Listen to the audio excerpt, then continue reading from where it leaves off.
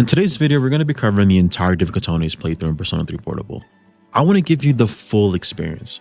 That means we'll be covering all of the story, every social link, every boss, every secret boss, and yes, that even means I'll be completing every single one of Theodore's insane requests. And since I might want to do a challenge run of this game in the future, I'll be doing all of this on Maniac Mode to prepare. But even if you're very familiar with this game, there's still something here for you. We're going to do a deep analysis of the characters and the story in Persona 3 Portable. I have spent the last 6 months, I can't believe it's been that long since my last video. I spent that entire time scouring all of the dialogue and interactions in this game to make sure I miss nothing. I want this to be the definitive way to experience Kotone's story without you having to put 100 hours into playing Portable or watching a Let's Play. All of the important stuff is going to be packed into this one video. This video is really for anyone who wants to experience Kotone's story or just Persona 3 story for the first time. And also for anyone who wants to experience it again. I worked hard to capture that magical feeling, to capture the mystery and intrigue of experiencing the story the first time around. And when I say I took my time analyzing, I mean it. I've read over dialogue options multiple times, thought them over, slept on them, linked them to other events. I even went as far as reloading saves to experience some branches in important dialogue. Along the way, we'll also be analyzing Kotone's character and journey in comparison to Makoto. For my fellow FemC lovers, I don't have to tell you why Kotone's storyline is awesome and why her timeline is essential to understanding Persona 3's cast. But here's a little context for the uninitiated. Persona 3 was initially released in 2006 and has had many renditions since then. We've had FES, Persona 3 Portable, and most recently Persona 3 Reload. But even after all of these releases and after all of these years, there's still not a definitive way to experience Persona 3's entire story. No matter which game you choose to play, you won't ever get the full experience. Unless you choose to play multiple entries, there will always be a hole in your experience. Persona 3 Reload was the closest we got to getting a definitive experience, except that they completely left out Kotone. This video aims to help remedy that, so that you can get the complete experience even if you don't want to play the point-and-click simulator that is Persona 3 Portable. But if you've already played one of these games like Persona 3 Reload, for example, why should you care about Portable? You might be remiss to think that Kotone is just a reskin of Makoto, but she's actually a completely different character from Makoto, with her own personality, her own journey that's arguably more heartbreaking than Makoto's, and even has her own unique social links that you can't find in any other version of Persona 3. If that's not enough for you, Kotone's timeline in Persona 3 Portable is the only version of Persona 3 where every single SEES member has a social link. In every rendition of Makoto's story, he only has female SEES members as social links. And in Reload, they added linked episodes for the male members, but they are nothing like the full-blown social links in Kotone's timeline. All of the male and female members, and yes, even Koromaru, have a full-blown 10-episode social link. And in these social links, we get to know the male members better than you ever could in the other games, while getting to see a completely new side of the female SEES members. We'll be exploring all the differences in these social links from Makoto's timeline. So whether you want to experience a deep dive of Kotone's storyline, or you just want to see a new side of your favorite Persona 3 character, you're in the right place. Welcome to the complete Persona 3 Portable experience.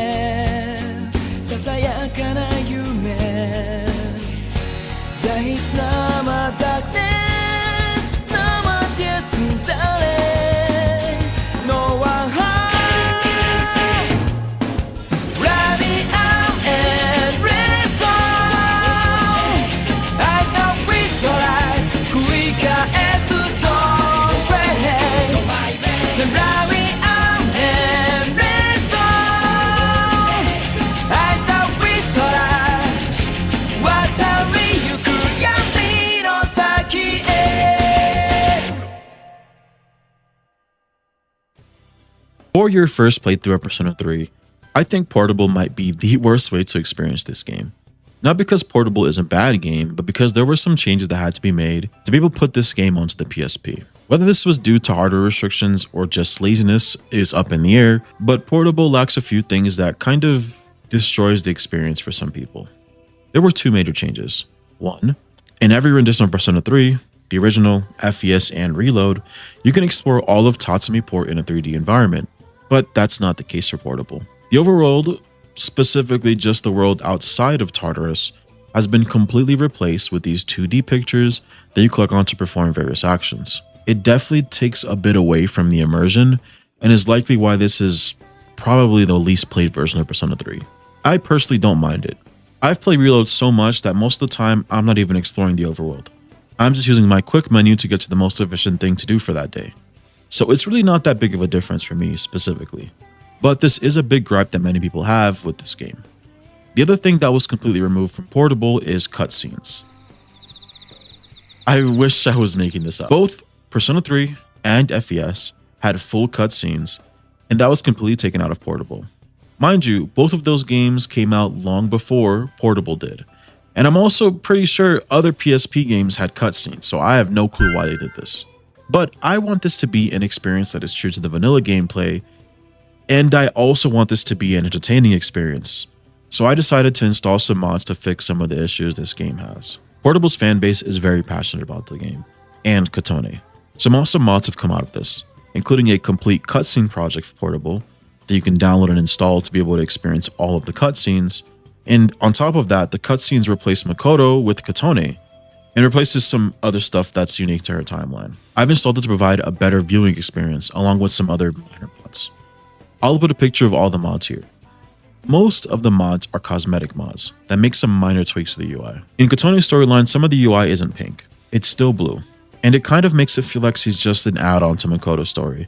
I really don't like that, so I went out of my way to completely overhaul a lot of the UI elements to make it fit more for Kotone, since I want this video to be all about her and finally give her some limelight because she rarely ever gets it. Getting the cutscene model to work can be a little tricky, just make sure to follow the instructions on the mod page. If you don't follow the instructions, the mod will make fun of you. You get this really funny error screen if you screw up the mod installation, and it plays the worst Persona song ever made. Check it out, I'm in the house like carpet. And if there's too many heads in my blunt, I won't spark it, I'll put it in my pocket. I'd also like to add, probably my favorite part of this mod is that you can use it to replace the intro with Moonlight Daydream. One of my favorite songs that's actually a fan-made song about Kotone with its own music video. You can find it on YouTube if you'd like to watch it. I'll put a link to it in the description. I highly recommend watching it. It looks damn near official as if Atlas made it. But with those disclaimers out of the way, let's go ahead and get started with their storyline. When you start a new game on Portable, you're given the option to choose between a boy and a girl, Makoto and Kotone. And the game highlights to us that this isn't just a decision about making a male or female character. They highlight that the female character Kotone is actually for Persona 3 and FES veterans who want a completely new experience on the game. And that is exactly what her storyline offers. We're going to choose Maniac mode since I do challenge runs, and I probably would be bored out of my mind doing this on any lower difficulty. But if this is your first playthrough, I definitely would not recommend Maniac mode. It is pretty grindy, it can be very difficult and frustrating if you're newer to Persona games, or if you haven't played a different Persona game on a hard difficulty. I would say Maniac difficulty on Portable is probably one of the hardest difficulties in the Persona franchise. I'm talking in comparison to like Merciless on Persona 5, not SMT. Chapter 1. You're alone too, right? This game opens up with the scene of a blue butterfly flying by, with a few messages. One really stands out though. It says, "Time never waits. It delivers all equally to the same end." An eerie, ominous, and perhaps foreboding statement. The opening cutscene shows Kotone making her way to her dorm. We are a brand new student at Gekugan High in the city of Tatsumi Port. The first thing we learn about Kotone is that she loves listening to music. You will never catch her without her MP3 player and her headset. While we're making our way to the dorm, the cutscene flashes to a young woman who seems to be putting an object that is shaped a lot like a gun but isn't quite a gun. She's aiming it at her head and she just can't pull the trigger. A very dark way to open this game, and immediately sets the tone for what awaits for us beyond this cutscene. As Katona gets to her train stop, she's surprised to see that the moon has turned green, and there are coffins everywhere. But with little clue as to what's going on, she continues to her dorm as normal. At the dorm, we're greeted by a young boy who asks us to sign a contract that states that we will accept full responsibility for our actions. Whatever that means. And of course, we sign it without hesitation. We sign it with the canon name for our protagonist, Kotone Shiomi. After we sign the contract, the lights turn on and we're greeted by two female students. My name is Mitsuru Kirijo. I'm one of the students who live in this dorm. This is Yukari Takeba. She'll be a junior this spring, just like you. Hi, I'm Yukari. Yukari and Mitsuru introduce themselves as our dorm mates, but something is very clearly off.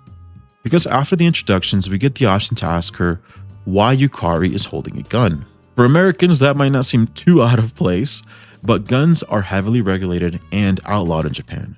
So owning a gun is very sketch. Yukari is clearly the same person we saw in the opening cutscene. Yukari says the gun is for self-defense, and Mitsuru backs her up with a statement about how it's dangerous nowadays. But in their tone, it's very clear that they're hiding something and not telling us the complete truth. It's also clear that we're not going to get any straight answers from these two. So we head to bed because tomorrow we start our first day as a new student. The next day, Yukari escorts us around the school and leaves us with one final message. Don't tell anyone what you saw last night. Totally not suspicious or weird at all. In between classes, a man approaches us and introduces himself as Junpei. You look like a deer in headlights. Me? I'm Junpei Iori. He says that he noticed that we're new and he didn't want us to feel out of place or to freak out too much, so he offers to be our friend and help us if anyone gives us any trouble. Yukari immediately butts in, annoyed with Junpei, accusing him of flirting with Kotone. But I personally don't think that's what he was doing. I genuinely think he was just trying to be nice. It's clear from how comfortable they are with each other that Yukari and Junpei have known each other for a long time. They might not be the best of friends, though she seems she's annoyed by him and dislikes him. When Yukari butts in though, we have the option to say to her, I'm glad to have a friend. Yukari's kind of thrown off by this, but immediately warms up and says, yeah, I'm glad that we're friends too. This is the first huge change I've noticed in her personality in Portable. In the other Persona games, during Makoto's timeline, Yukari's usually a bit more reserved and standoffish. But with Kotone, she immediately opens up and is definitely much more open and vulnerable. Could it be because Kotone's a woman and she feels safer with her? But if that's the case, why don't we see this side of her when she interacts with other SEAS members in Makoto's timeline? That's a whole discussion in its own, but I personally think Kotone has a way of making people feel safe and comfortable with her cheery and upbeat personality. She can warm even the coldest of hearts, and she does this to Yukari. Today's the first day we're actually able to explore the dorm, so the absolute first thing I did was go to the last room on the right on the second floor. This is usually Makoto's dorm, and I was hoping to find any kind of Easter egg, any kind of reference, but it says the door's locked and nothing's inside, pretty much. Throughout the entire playthrough, I come back to his room trying to find any Easter egg or any possible reference to him, but sadly, there's nothing like that in this game. Later that night, we're introduced to a strange man in our dorm named Ikutsuki. Good evening. My name is Shuji Ikutsuki. I'm the chairman of the board for your school. Ikutsuki? Hard to say, isn't it? He apologizes for the weird accommodations in the dorm.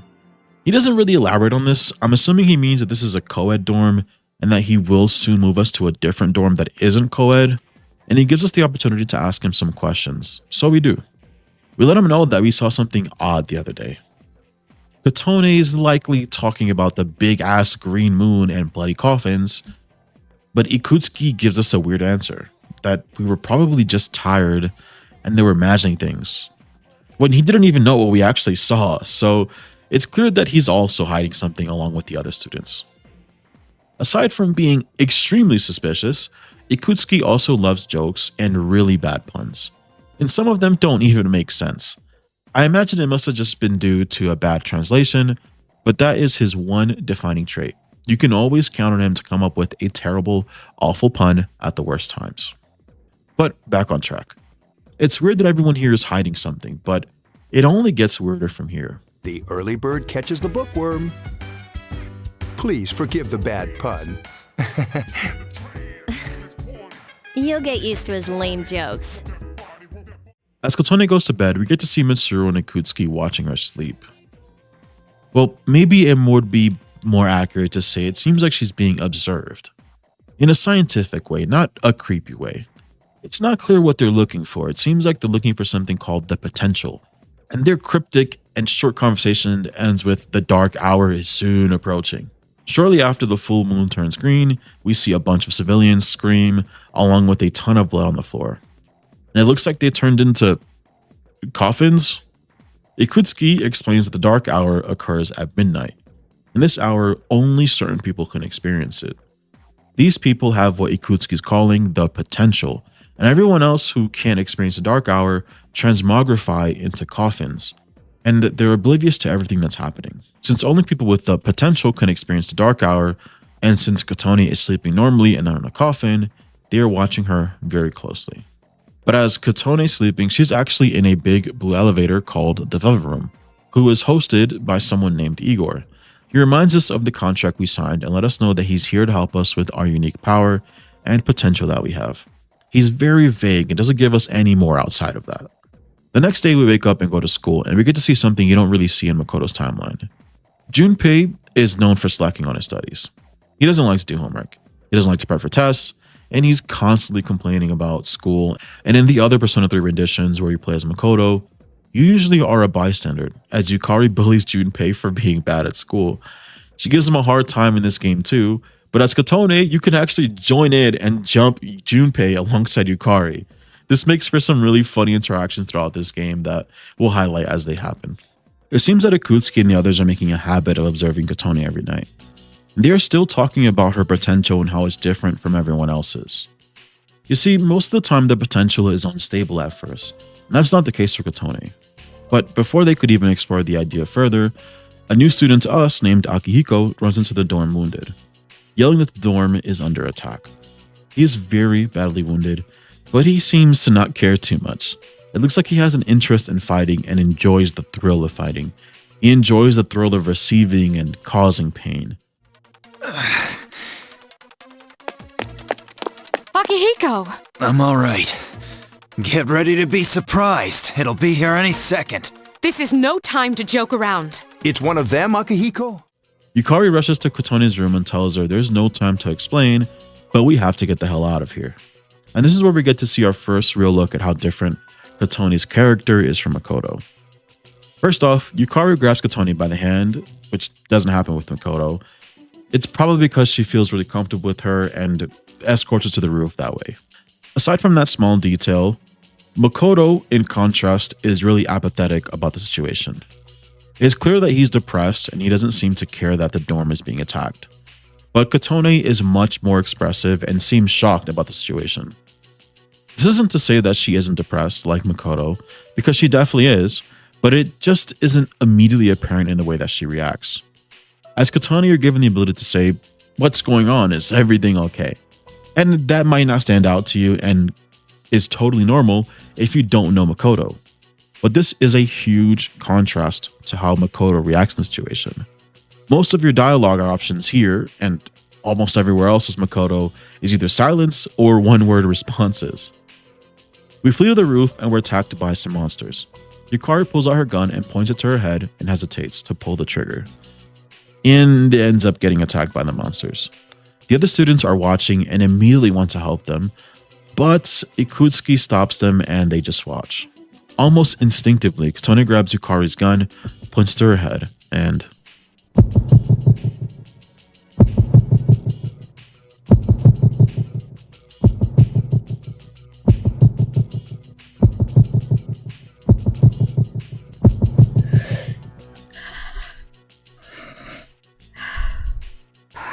Persona.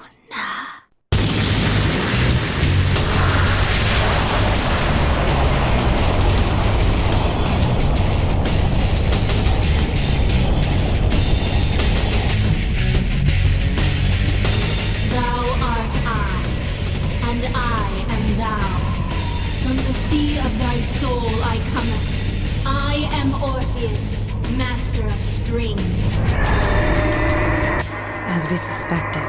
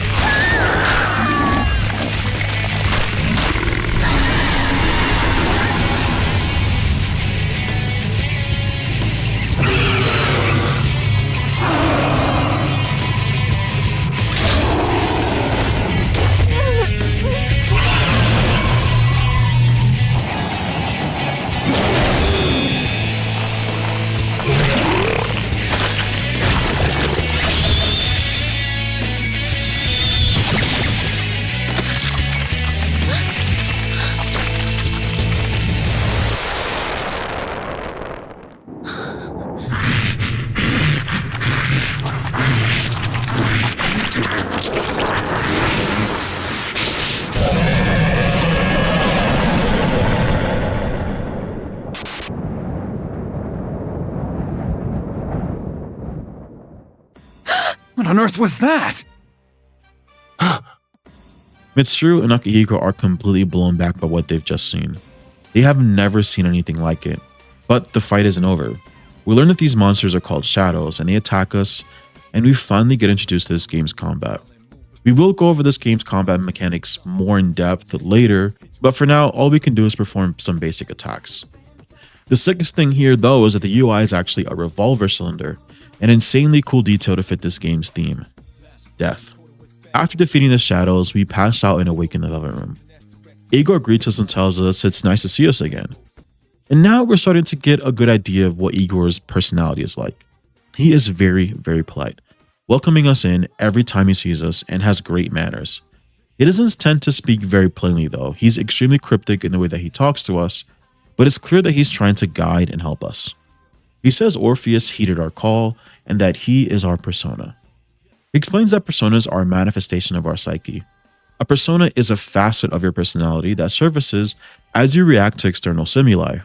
He says that the easiest way to think of it is a persona is like a mask that protects you as you go through a ton of hardships. Igor says to use our persona's ability, we need to channel our inner strength, and that this ability evolves as we develop social links, which are just our emotional ties with others. He really urges for us to remember that, because the stronger our social links, the more powerful our personas will be. And he leaves us with that and says we'll meet again soon. We wake up a few weeks later in a hospital bed, and it seems like Yukari has been visiting us every day waiting for us to wake up. She tells us that the doctor saw nothing wrong with us, just that we were extremely exhausted, probably from using our persona. Yukari also says that the students in our dorm have been hunting shadows, that everyone in the dorm also has personas, and that their personas are what they use to defeat shadows.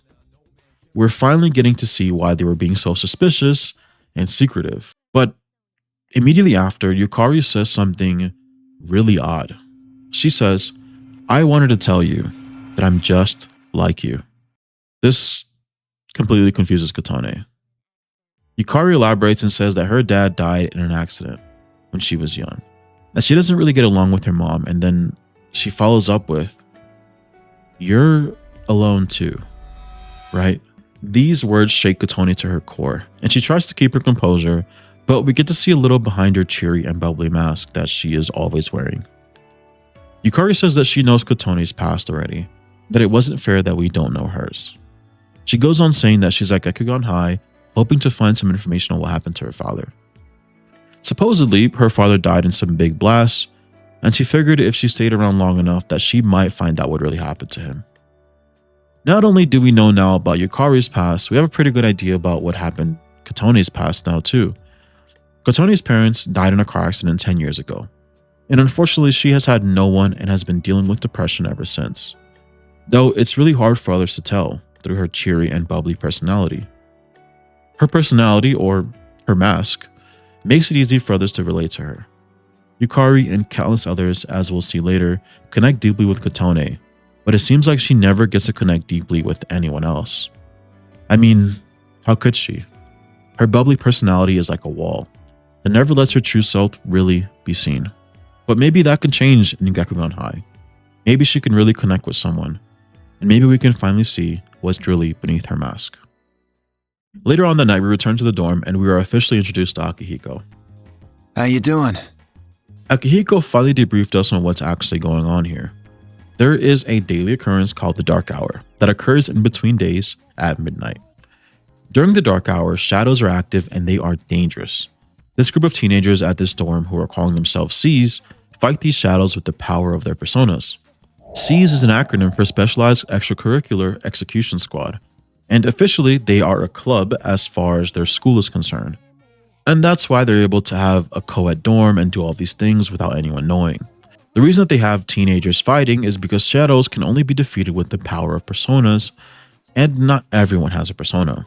Or to be more accurate, not everyone has the natural ability to awaken to a persona. It is uncommon to have the potential or the ability to use personas, and these kids just happen to be the only people around that can use personas. Which means that these teenagers, these regular kids, are the only ones who can fight back, and they have to put themselves in danger constantly. C's is humanity's only chance against the shadows. And after that big debriefing, the team asks us to join, and we agree. Mitsuru hands us our own evoker, which is that gun-like object that you've seen Yukari point at her head multiple times now. Mitsuru teaches us that the evoker lets you summon your persona by conceptualizing death. This doesn't make much sense at first, but if we link this concept to Igor's earlier words, we get the full picture. Earlier, Igor told us that the only way to summon our persona is to channel our inner strength. And C's chooses to do this by pulling this trigger on what your mind perceives as a gun. I have a bunch of questions about how this works, and I also have some theories. I imagine it's hard to muster the strength to pull the trigger on an evoker the first few times. And that difficulty lets you summon your inner strength and lets you summon your persona. But after you've done this, I don't know, 100 times, it probably doesn't take as much strength for you to do, which would mean you wouldn't be able to summon your persona anymore. But this obviously doesn't happen. You've summoned your persona like 1,000 times in the series. So I have two possible guesses as to what actually happens. The first is that maybe I'm wrong and pulling the trigger on the evoker doesn't ever get easier. Pulling the evoker might kind of be like taking a cold shower. No matter how many times you do it, it still takes all of your strength to follow through with it. Or maybe the other option is that the evoker is like training wheels, meant to help you learn to muster together your inner strength at first, and then after a while you can just do it on your own, even without the evoker. I personally like the second option because that would mean you can just like summon your persona with both of your hands free, like you're going Super Saiyan or something. I don't know. But anyways, it seems like Yukari has been struggling to channel her inner strength since the first cutscene in the game, and is why she wasn't able to summon her persona when we were attacked on the roof. Later that night, we go to bed and we're greeted by the same young boy who asked us to sign a contract. He tells us that the end of everything is near, and that he just wanted to warn us, like there's anything we can do about it right now. The boy then says that Katone specifically has a power that is unique, that will allow us to be able to save everyone from the end of everything. The following day, the game officially opens up to us and the tutorial is pretty much over. We get the ability to explore the entire town, and in Katone's timeline, Yukari is actually the quote-unquote bro character, for lack of a better term. She is this game's Ryuji and Junpei and Yosuke from the other Persona games. She is our right hand and she gives us a small tour of the town, and basically gives us a rundown of all the activities available in Tatsumi Port. After she shows us around, Akihiko brings a new student to the dorm, who is unsurprisingly Junpei. Akihiko came across him crying like a baby at a convenience store during the dark hour and realized that he has the potential. So they asked him to join in, and he is now another member of C's. Junpei doesn't seem to remember much, and I think this is what the team was referring to earlier. That even though someone can have the potential, that doesn't mean they're completely immune to the dark hour.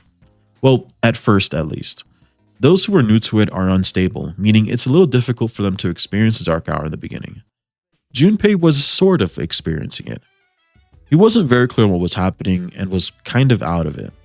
But Katone, our main character, is unique, in the sense that she doesn't have those same flaws when experiencing the dark hour, showing to us that there's something very unique and very different about her power compared to everyone else's. Also, up until the past few days, Mitsuru and Akihiko were the only persona users they had. It was kind of difficult for them to work alone. Ikutsuki is relieved that SEES now has a total of 5 members who can help share the burden of taking on the shadows during the dark hour. With this big group of persona users, Ikutsuki decides it's a good idea to head to Tartarus. The team tells us that Tartarus is like a nest for shadows, and it's crawling with them. But we can only visit it during the dark hour. Instead of taking us to Tartarus though, we end up at our school and everyone's pretty confused. But Akihiko says, Just wait a few minutes. It's almost midnight.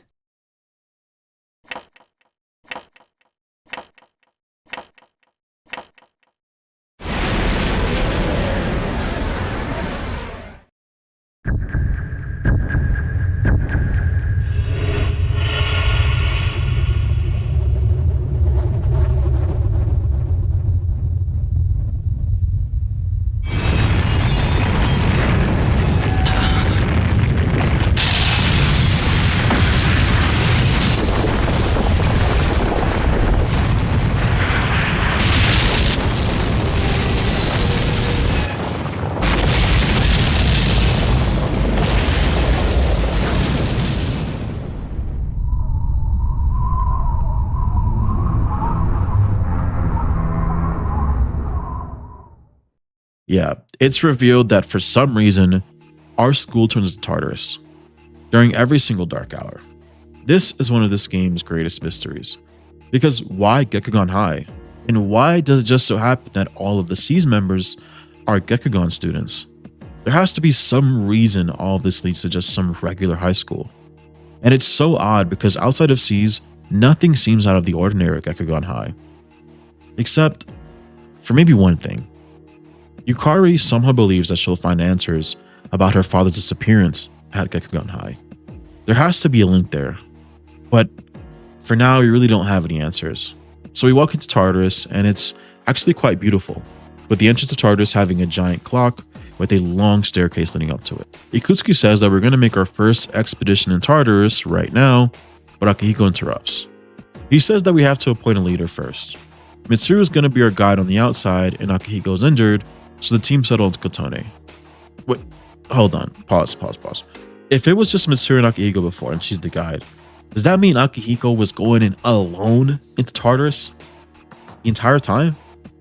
And is that how he got injured? That's actually kind of insane to think about. But back to Kotone. Everyone seems to be okay with her being leader, but Junpei.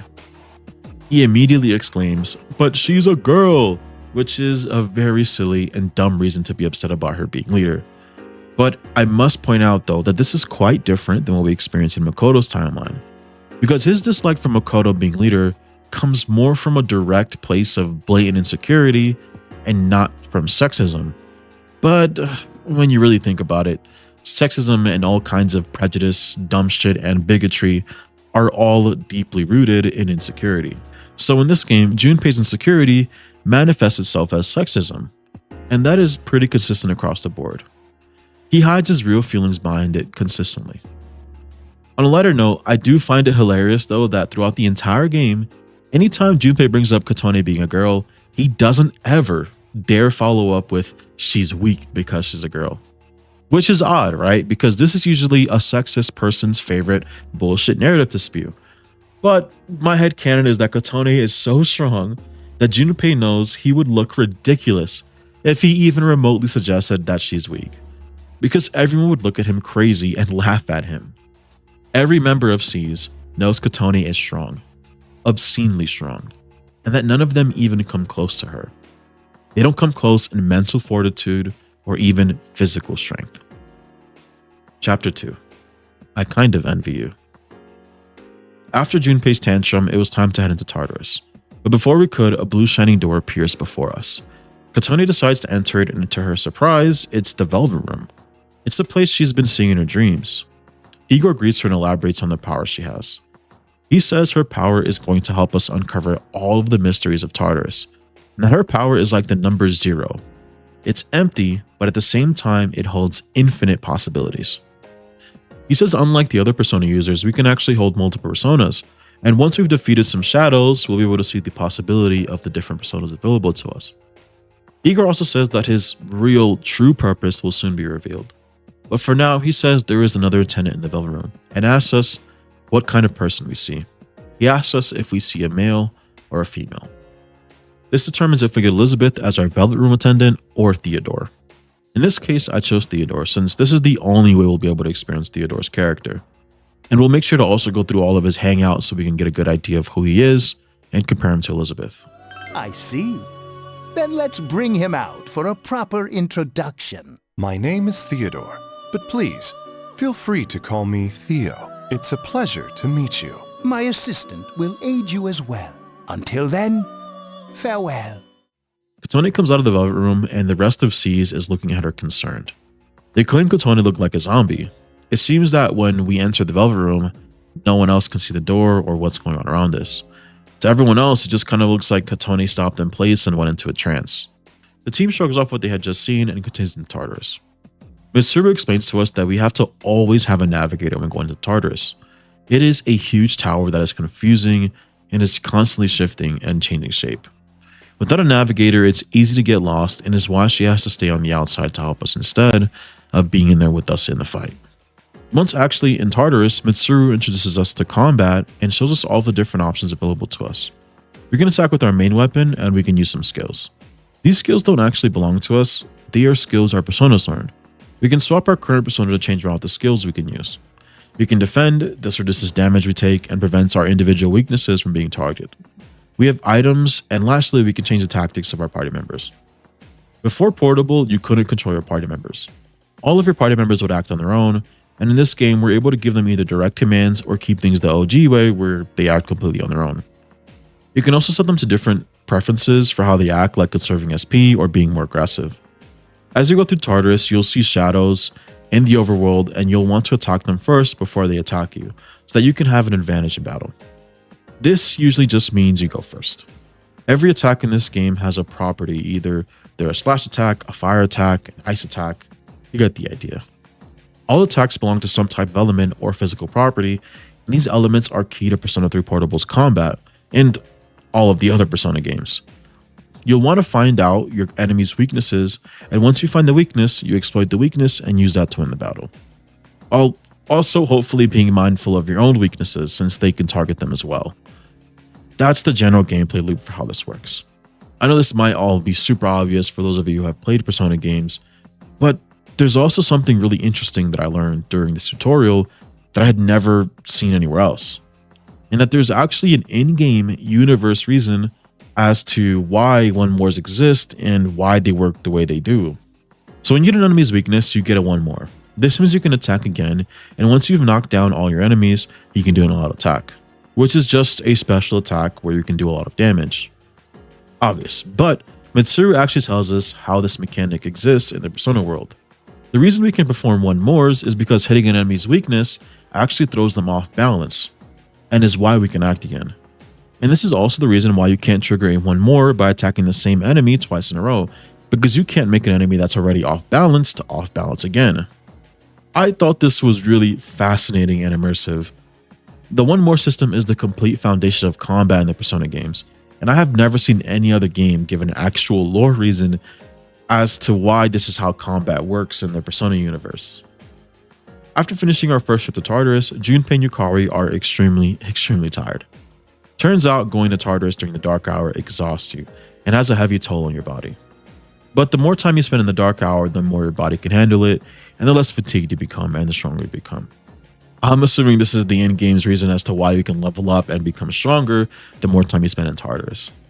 And I really wish that more games will do this. I think it's obviously not necessary for them to explain game mechanics with in-universe reasons, but it's super immersive, and I love that Persona 3 has that, and that they took the time to add that because it really makes a huge difference, at least for me. Before leaving Tartarus, we go back to the Velvet Room to find out Igor's real purpose here. He tells us that his purpose is to help us fuse personas. We can actually combine personas to make stronger ones, and he says that we have the potential of 170 different personas available to us. So I naturally fuse the only 2 personas I have.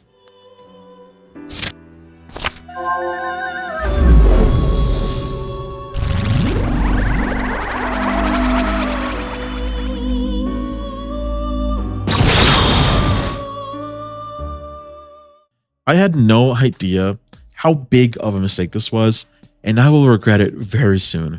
Using these two together made the first hardest block very, very difficult, and we'll go more in detail on that later. But to keep it simple, in this game, you don't get access to the compendium until much later. I think you don't get it until the first boss or a few weeks in, and what that means is I can't resummon Orpheus. Orpheus is the only persona early on that has easy access to Bash, which we really, really need pretty soon. For those of you who are new, the compendium just lets you summon personas that you've seen before.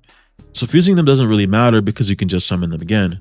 But I can't resummon them now, and I was really sad about this.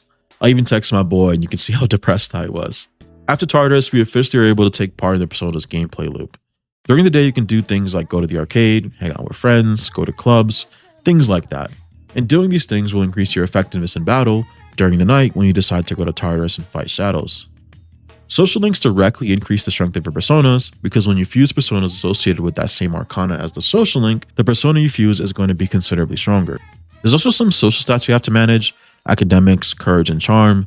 Raising these stats open up certain social links that you can't talk to otherwise, but there's also ways to increase your persona stats through the arcade. There's some stores you can go to, like the police station, where you can buy weapons, accessories, and everything you need. For medicine, there's a pharmacy right next door you can go to. Aside from this, we won't talk much more about time management.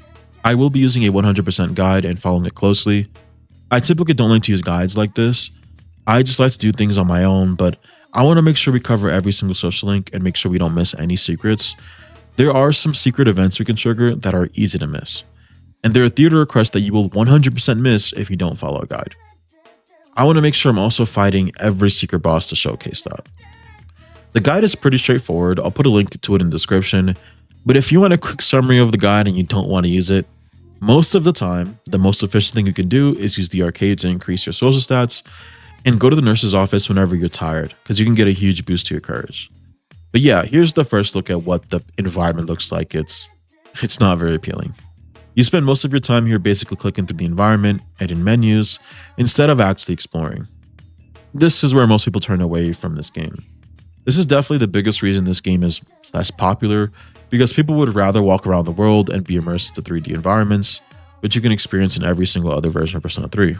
Anyways, the next day we start our first of 22 social links, and it's with Junpei.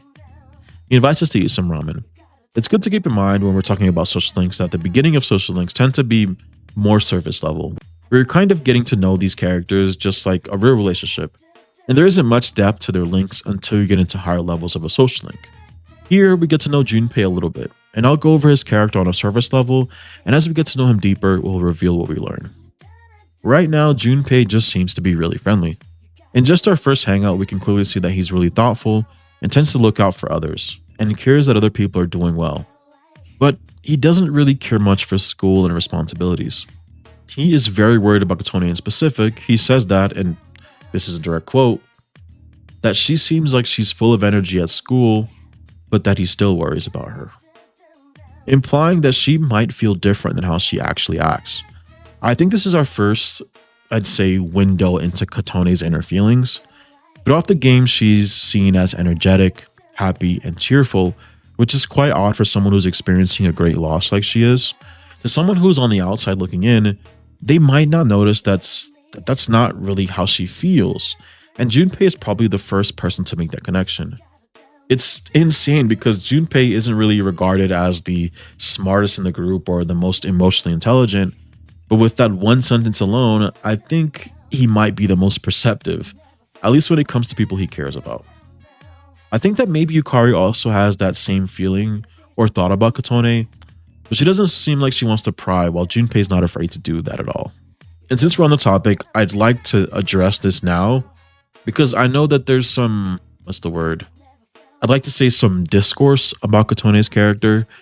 Some people don't think she's depressed at all, and that the rest of us are just reaching, that Kotone is just a happy Makoto, and that she deals with her trauma better than Makoto. And after spending hundreds of hours playing this game and analyzing the dialogue, I can confidently say that's just completely not true. First, she is depressed without a shadow of a doubt. And second, there is no dealing with depression or trauma better. Everyone has their own ways that depression manifests and how they deal with it. I think that if you've experienced some sort of depression, it might be very clear to you that she's experiencing it. And as we go through the game, we will see that become way more apparent.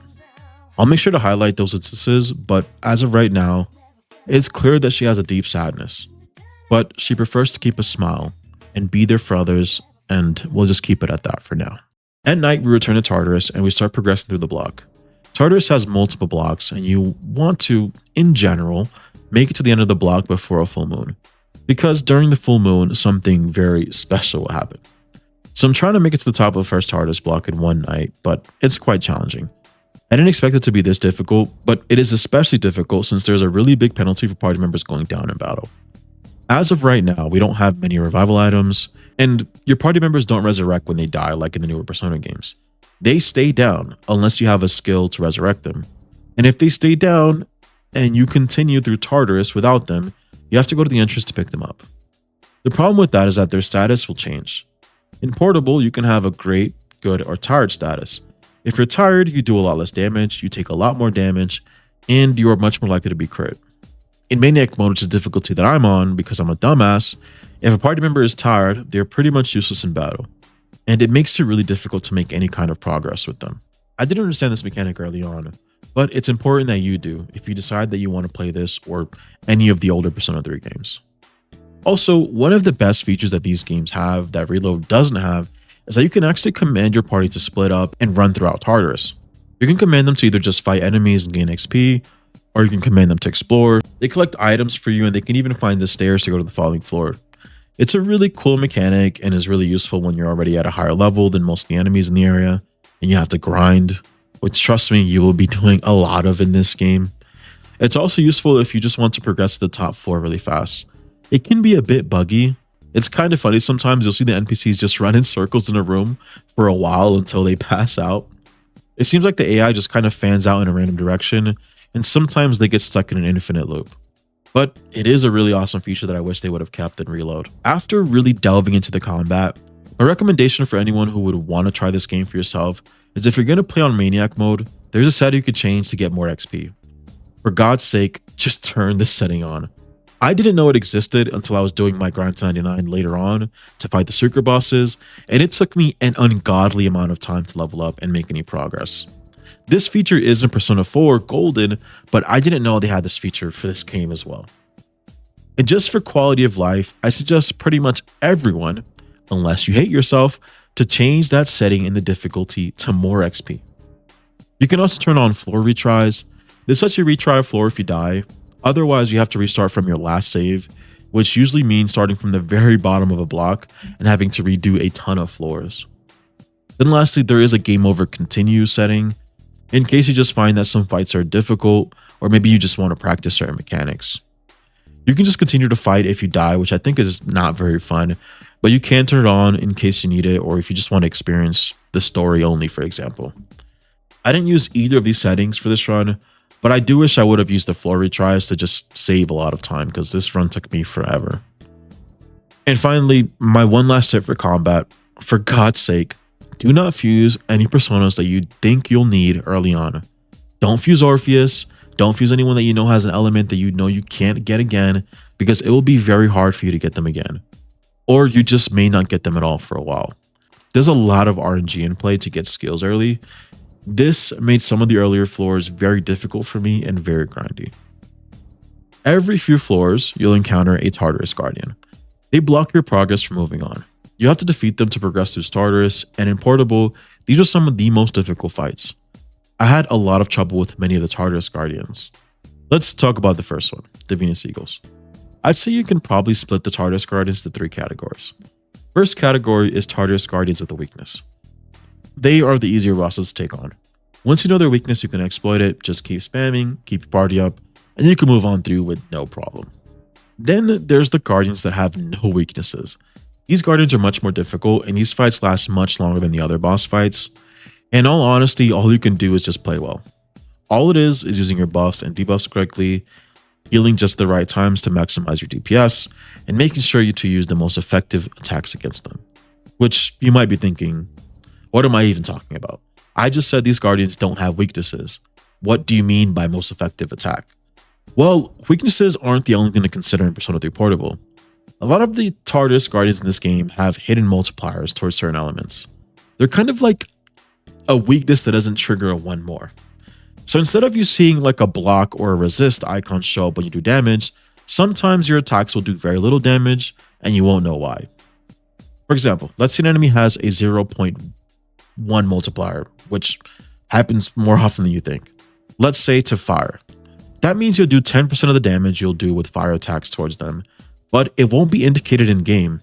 It's not really apparent to you unless you're keeping track of damage numbers in comparison to other attacks, or you can just know if you're using the wiki. If you want to have the most challenging experience, maybe don't use the wiki and try to find out the weaknesses on your own, but just keep in mind that you'll have to take note of what attacks are less effective because the game doesn't tell you and it's not readily apparent. And then the last category of guardian bosses we won't see too much later, I like to call the trick bosses, where there is a specific gimmick that you have to figure out on your own. These are probably the most annoying bosses. Just to give you a quick example of one, there is a guardian towards the end of the game where they are literally immune to every single element except one. And you have to figure it out on your own when you're fighting them. You also can't analyze them just to figure it out, by the way. I don't know. I think these kind of bosses are gimmicky and annoying, but there are quite a few of those as well in here. The problem with the Venus Eagles is that they are weak to Pierce. I don't have a persona that can use Pierce attacks, and I have tried my hardest to find a persona that does Pierce damage, but I couldn't find a single one this early. My only option right now is Yukari, and it's not even her skills, it's her main attack. Her main attack, her bow, does Pierce damage. The problem is Yukari has gone down quite a few times, so you'll notice that she's actually tired. This means she'll take a lot more damage, and she just tends to get one-shotted very quickly. This also means that she'll do barely any damage, hitting the Venus Eagles for numbers in the single digits, which is ridiculous, even this early on. Plus, she still has a default bow, so that doesn't help. After the Venus Eagles sent me back to the main menu 4 or 5 times, I grinded Tartarus again to maybe get some more personas, but I think the clear answer to me was to come back when Yukari wasn't tired, since she's going to be our main damage dealer. I probably need to get a better bow for her to be able to take on the Venus Eagles, so I left Tartarus and decided to come back another day. Back at school, we meet Rio, the Chariot social link. She is one of the characters completely exclusive to Persona 3 Portable, and she's the captain of the tennis club. And that's unfortunately all we get for now, but we'll be getting to know her more very soon. The next day, we meet Bukichi and Mitsuko. We won't touch too much on the social links that are almost identical to Makoto's storyline, and this is one of them. We'll kind of just talk about their storyline in general since there's really not much difference from Makoto's timeline. Bunkichi and Mitsuko recently lost their son, and all that they have left to remember him is a persimmon tree at Gekugan High. Part of their journey and Kotone's role in it is that she helps them grieve their son and come to terms with their tragic loss, and help them move on and accept what's happened. Gekugan High is planning an expansion, and in the process, they'll destroy the tree. The persimmon tree plays a pretty big role in this social link, since the teacher planted the tree as a memorial for the late son. To them, the tree represents the memory of their son, and they're just not ready to part with it. Kotone even helps make a petition to stop the destruction of the tree. But over time, with the help of Kotone, they learn to come to terms with their son's death and let go of the memory. And they decide that they're okay with the expansion because their son would want the building to be there to help new students, and that's essentially the whole social link with these two. This is likely one of the earliest social links a player will complete, and it makes it very clear that the theme of this game is death and coming to terms with it. Most social links, including this one, will buy into that theme, or at least tie into the idea that some things are final. We'll explore this more as we meet more people. Soon after we start Yukari's social link, and immediately I can see a huge difference in how she interacts with Kotone over how she interacts with Makoto. I did touch on this already a little bit, but she is much more of an open book. She has 0 walls up and is immediately open about her feelings and the things that she's going through. And during the first conversation, we learned a few things. 1, she's part of the archery club, and it's obviously why she uses a bow and arrow. And 2, she kind of feels bad for making an assumption when she first spoke to Kotone in the hospital. That's when she hit Kotone with the heartbreaking, "You're alone too, right?" But here Yukari is instead saying that she's sorry for that. And when Yukari apologizes, you would think we get a chance to respond, but we're not able to say anything, as Kotone just kind of doesn't deny or confirm Yukari's claim that she's alone. And I think that is another huge hint that Kotone is definitely going through it. But she doesn't want to show it under any circumstances because we're not given a single dialogue option to laugh or shrug it off or agree or even just disagree to what Yukari says. The developers decided Kotone's inability to admit that she's alone or hurt is a non-negotiable part of her character. With all the freedom in dialogue we get to be silly or funny or serious, this is a hard line the developers drew. And it speaks volumes to who Kotone is as a person and the inner turmoil that she's experiencing. Despite this dark, somber moment, Kotone and Yukari continue bonding during their social link. It seems like they bond over the fact that both of them have lost their parents, and they end up having a conversation about how they both envy students who get to complain. Yukari hates how they get to complain about how their parents make them come home early, and how they can't stay out late, and Yukari just wishes more than anything that she had that. Then she says something even more heartbreaking. She says when she hears multiple students talk like that about their parents and complain about having normal problems they experience, Yukari can't help but feel distant to everyone and everything. Kotone and Yukari found common ground on that. Kotone completely agrees with Yukari, and Yukari is just happy someone finally sees things the way she does.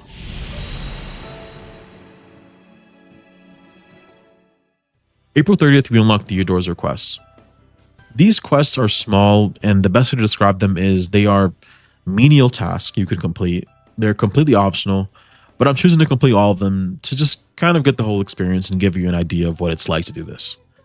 I've done this already on Reload, but doing this on Portable was a completely different experience. Many of the requests can be simple, like bringing Theo a certain item, or fuse a certain kind of persona, but there are others that are more obscure, like clean the bathroom in a specific place by a certain time or you suck, which doesn't make much sense, and usually a guide will help you find the weird ones. To complete these, you absolutely need a guide. I 100% recommend it because there are items that he asks you to collect from your party members, and these are easy to miss.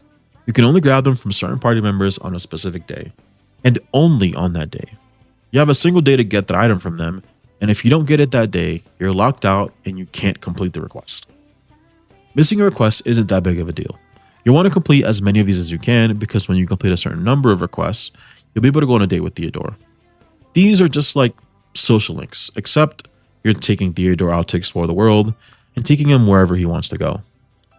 The requests are absolutely terrible to do, and what makes this even worse is they penalize you for picking the wrong quests. You can only hold 3 quests at a time, and if you decide you can't complete a quest and you want to do a different one, you have to cancel a current quest. To cancel, you have to pay a significant amount of money to cancel the request, and if you don't have it, tough luck, you can't do it, which I think is crazy because they put a quest limit of 3 when there's almost like 200 quests to complete with deadlines. You should just be able to do all of them, and they did eventually fix that in Reload. The last thing you should know about requests is that many of them have deadlines, and if you don't complete them by the deadlines, you can't complete them at all. So it's really important to be checking on those deadlines. New requests will typically open up after every full moon. I've lost hours of progress recording this video after realizing that I missed some deadlines and in turn a Theodore hangout. If you miss a hangout, you're cooked and locked out of the rest. So I had to go back. Please don't make the same mistake if you're trying to 100% this. I damn near lost my mind. But we get to spend some time at the movies with Junpei, most of which was small talk with just 2 comments that stood out. First, Junpei comments on the movie stating that he didn't like the villain having a tragic backstory. It made it hard for him to dislike him. He prefers completely bad to the core irredeemable villains. At first, I completely overlooked this, but after rewatching the footage, I now think that gives more evidence that Junpei is really empathetic, and that he has a hard time detaching his caring feelings from the evil that might be in front of him. This might come up later, who knows? But I also think it shows how he prefers things to be simple, clean, black and white, and not messy, like real life usually is. It's just easier for him that way. I will link this later to a part of his home life. Might be a reach, but you'll see. After the movies, we ate burgers with Junpei, and it was more small talk, but Junpei mentions that Kotone seems to have little to no interest in boys.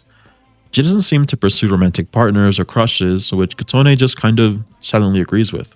On the way to school the next day, Yukari makes some small talk. She talks about the apathy syndrome cases going on, and we haven't talked about this quite yet, but now's a good time. Apathy syndrome is a mysterious condition, and no one really knows how it's happening, but we know it's somehow linked to the Dark Hour and Tartarus.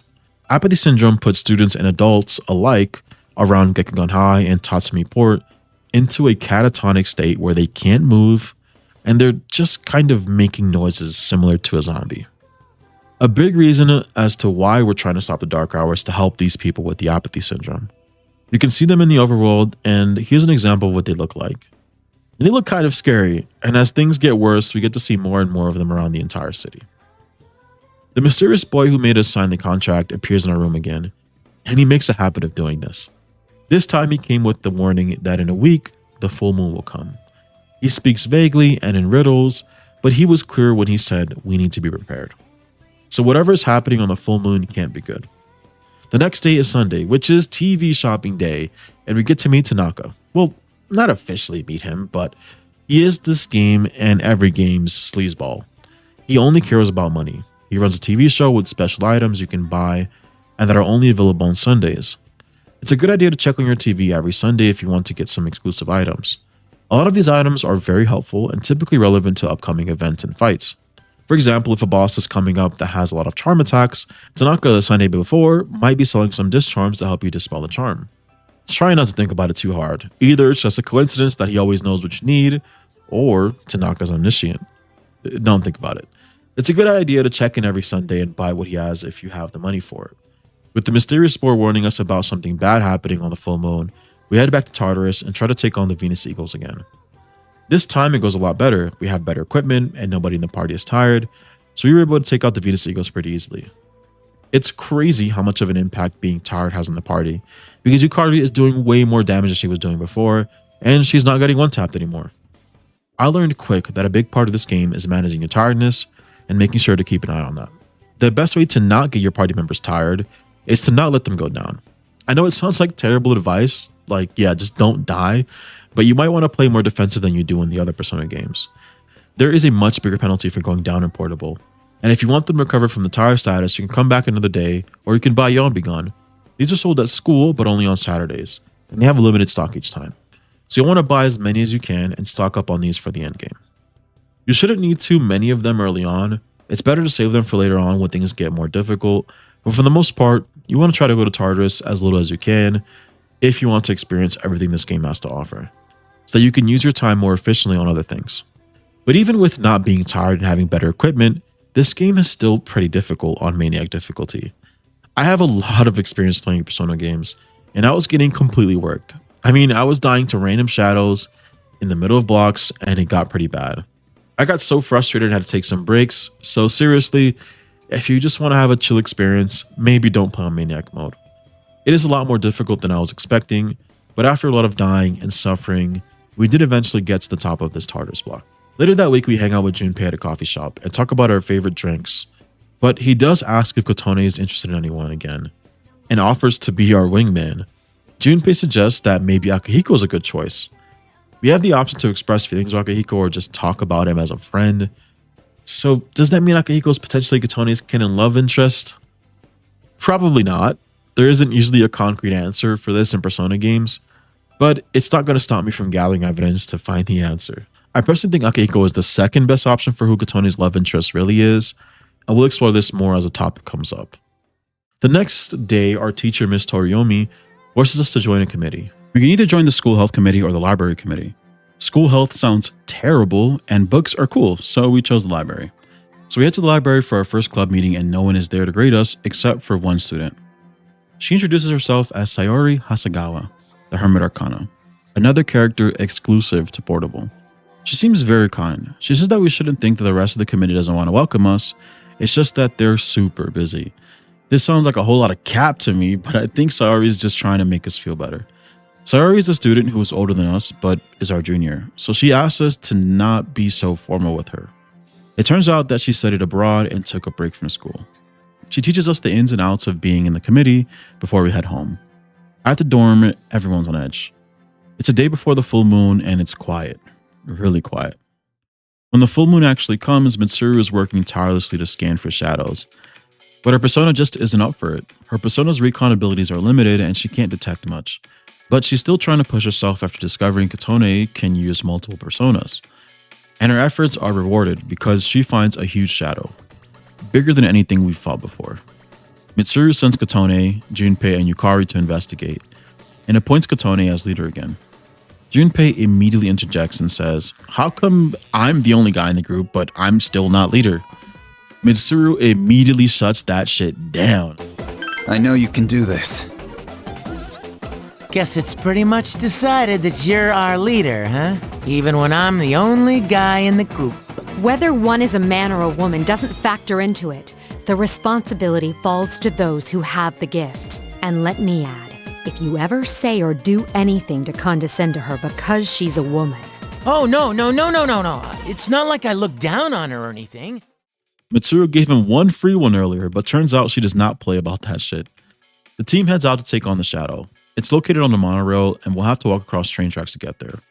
Everyone has some concerns about this, but according to Mitsuru, electronics just completely don't work during the dark hour, so it's going to be relatively safe. My first question was, what about her bike? We see her ride this multiple times during the dark hour, and as soon as I thought about this, Junpei asked the same question. And all Mitsuru says is, "My bike is special." And we move on from the topic. Like, what the fuck? Is her bike Johanna, or it doesn't have a battery somehow? I don't know. Who knows? We head to the monorail and Junpei just immediately rushes in ahead of us. He was either excited to fight or just trying to prove something. Either way, he's in danger, so we fight our way to him and the front of the train. Here we find the priestess, the first full moon shadow. She's much more powerful than the other shadows we fought. She's actually controlling this train, and if we don't defeat her quickly, she will crash the train and kill all of us in the process. The actual fight is pretty straightforward. She uses ice attacks and has sort of a weakness to fire. She's not actually weak to fire, but she does take a little more damage from fire over other elements. So use a persona that doesn't take as much ice damage or at all, like Jack Frost preferably. I didn't fuse him just because I wanted to give myself a bit of a challenge since Jack Frost makes this fight very easy. I don't know what's wrong with me, but you should just fuse Jack Frost if you're doing this. The fight wasn't too bad. She occasionally will speed up the timer so there's more pressure on you to defeat her quickly. She does do a lot of damage with her ice attacks. She'll summon minions every once in a while with various weaknesses, but if this is your first time fighting her, it may be a little difficult if you don't prepare beforehand. A lot of the difficult fights in Persona games are actually won before you even enter the fight. If you fuse the right persona, you'll have a much better time. If you go in completely blind, you will suffer a lot and sometimes not even make any progress. We ended up defeating the priestess and the train actually doesn't stop and everyone's panicking trying to figure out what to do next. There's a bunch of levers to pull and no one knows which one the brake is, so Kotone just grabs a lever and fucking pulls it and the train stops. Everyone is relieved but also confused. How did Kotone know which one was the correct lever? And turns out she just fucking guessed. And when they ask, Kotone can either attribute this to women's intuition or just straight luck. It's kind of funny that she pulled whatever lever she thought would work, but I also think it showcases how much of a leader she actually is, because everyone else is freaking out, panicking, paralyzed, and she immediately took action when no one else could. The next day we have our first hangout with Theo. He asks Kotone to take him out and explore what the outside world is like. He picks various locations throughout the game, and this time around he picked Polonia Mall. Here we get a good look at what his personality is like, aside from being our velvet room attendant. He also is pretty naive to the ways of our world. He doesn't know how simple things work, like a water fountain, even going as far as trying to wash his hands in it. It turns out that he was joking about washing his hands in the water fountain, but he genuinely still didn't know what the purpose of the water fountain is. This is something that he has in common with Elizabeth. His personality shifts from Elizabeth a little bit in two aspects, I'd say. First is his humor. He really likes to make really silly jokes or puns in the intent to make Kotone laugh. They're not great jokes. I chuckle sometimes, but it's something that he really enjoys doing. Secondly, he tends to get embarrassed very easily. He seems to be extremely proper, and whenever he's perceived in a way that makes him look silly or feel silly, he blushes or gets uncomfortable. He also seems to know a lot about our world, but only in a literal sense, almost as if he's read an encyclopedia about our world. He understands how temperature works, and he knows the freezing point of water, for example, but he doesn't really understand the abstract concepts of what it's like to be in our world. He doesn't get why that matters and how it's important. It's more like he knows facts about our world, and not really what the world is actually like. My guess as to why this is that he likely needs to know a lot about our world to be able to protect it, but he never actually had the ability to interact with this world, so it creates that big gap of knowledge we see in our hangouts with him. I also think it would be wrong to not include this observation. Theodore does seem to be someone that might be on the autism spectrum in the way that he's presented. This could totally not be true and is purely a coincidence just due to him being alien to everything in our world, but the way that he has a hard time connecting factual information to abstract concepts reminds me a little bit of Asperger's syndrome. I have what was formerly called mild Asperger's, so it's the first thing that came to my mind. Here's a small excerpt I pulled from an autism parenting magazine. Individuals with Asperger's syndrome, now classified under autism spectrum disorder, frequently experience significant challenges with abstract thinking, preferring to focus on concrete details, literal interpretations, and tangible information. While they often possess high intelligence and strong logical reasoning, they may struggle with metaphors, idioms, hypothetical scenarios, and complex emotions. A lot of that stands out as applying to Theodore. I don't know if that's what the developers were going for, but it's something I wanted to point out because representation is important and some people might find that really cool. I know I do. On May 11th, we go to the tennis club and get to spend some more time with Rio. And we learn that she takes practice very seriously, to the point where her classmates almost hate her. You can see her yelling, and to me, she looks almost angry or maybe just determined. She pushes her classmates just a little too hard and they end up leaving long before the bell rings. But Kotone decides to stay. She doesn't want to leave Rio to practice alone. Rio tells her to leave, and when Kotone refuses, Rio is on the verge of tears. I think they're happy tears, but I'm not sure. Nevertheless, Kotone and Rio finish practice and Rio opens up a little bit, expressing her frustration with the other students. They all spend most of practice talking about guys and just hanging around. After opening up, she smiles for the first time in this interaction before parting ways with Kotone. When we get to the dorm, Mitsuru tells us to go into the command room and check out some issues that are going on.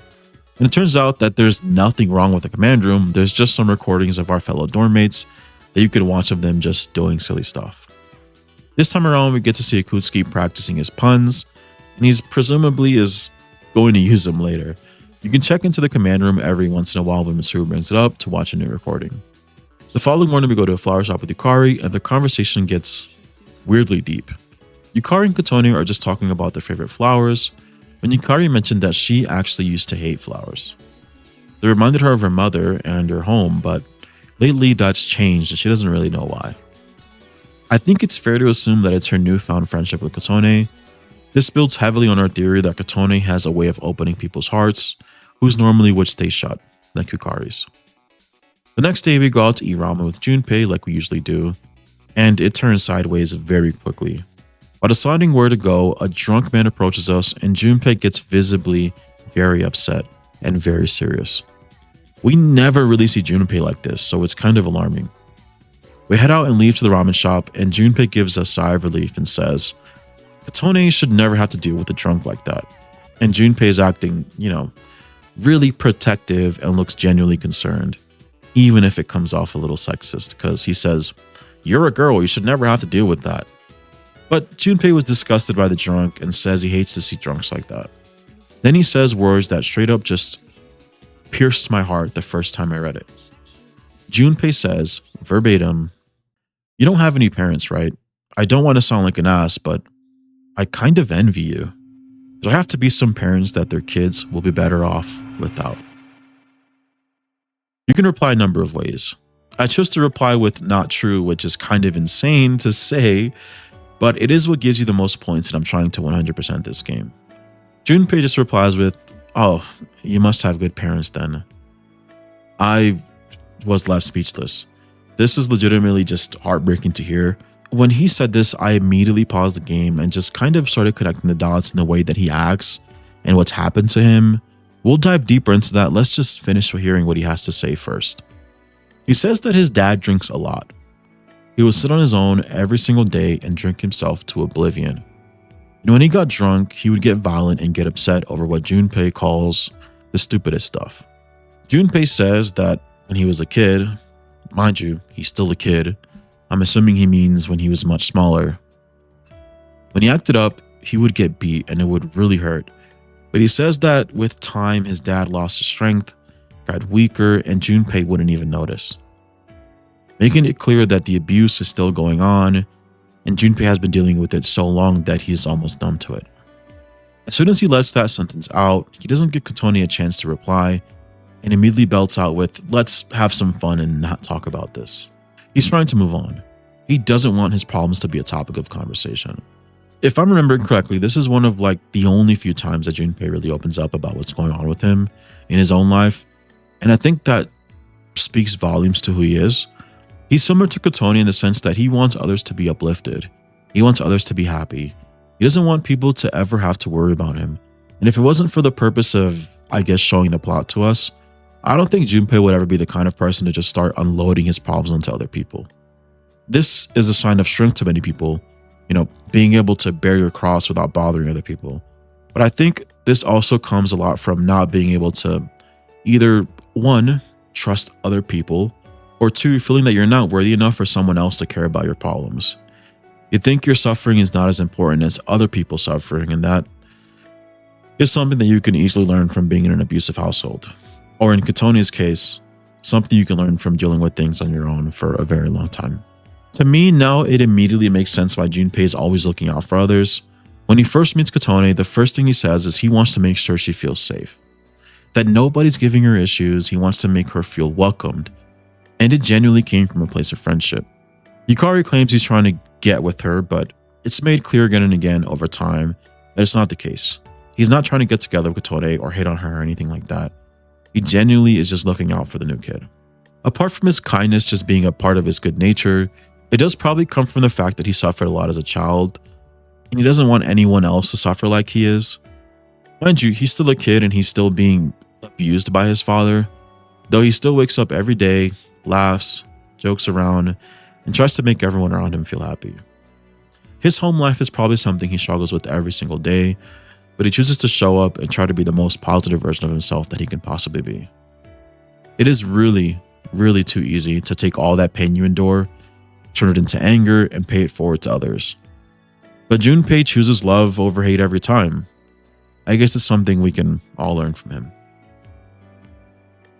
I think his home life also explains a bit of where his insecurity comes from. In other games, it manifests himself as wanting to be leader, and it looks like he's constantly complaining. Just saying things, like, why am I not good enough to be leader? I should be good enough to be leader. But I think it might just come from him not feeling good enough for his parents. His insecurity is probably deeply rooted in the thought of, why don't my parents want me? Why don't they love me? Why am I not good enough for them? Why do they treat me like this? So when he asks himself, why am I not good enough to be leader? He likely is also subconsciously asking himself all of these other questions. We haven't seen him talk about his mother at all. I don't know if she's in the picture or not, but if it is just his father, it could maybe explain the sexist remarks he makes in this game. I'm someone that believes prejudice is not something you're born with, it's something that you choose or are taught. And from the way that he talks about his father might be a very toxic masculine man who makes sexist remarks. This is just a guess of mine, but Junpei never really talks about his mom, and as much as I tried to look into this, I could not find anything about Junpei's mom. It could be likely that Junpei's mom left their family because of Junpei's father. He started drinking and then just started hating his mom and women in general. It's definitely a reach. This is just a common trope you see in media, so it was a good guess, but who knows. His father being sexist is also supported by the fact that it seems that when Junpei's being sexist, he's just parroting.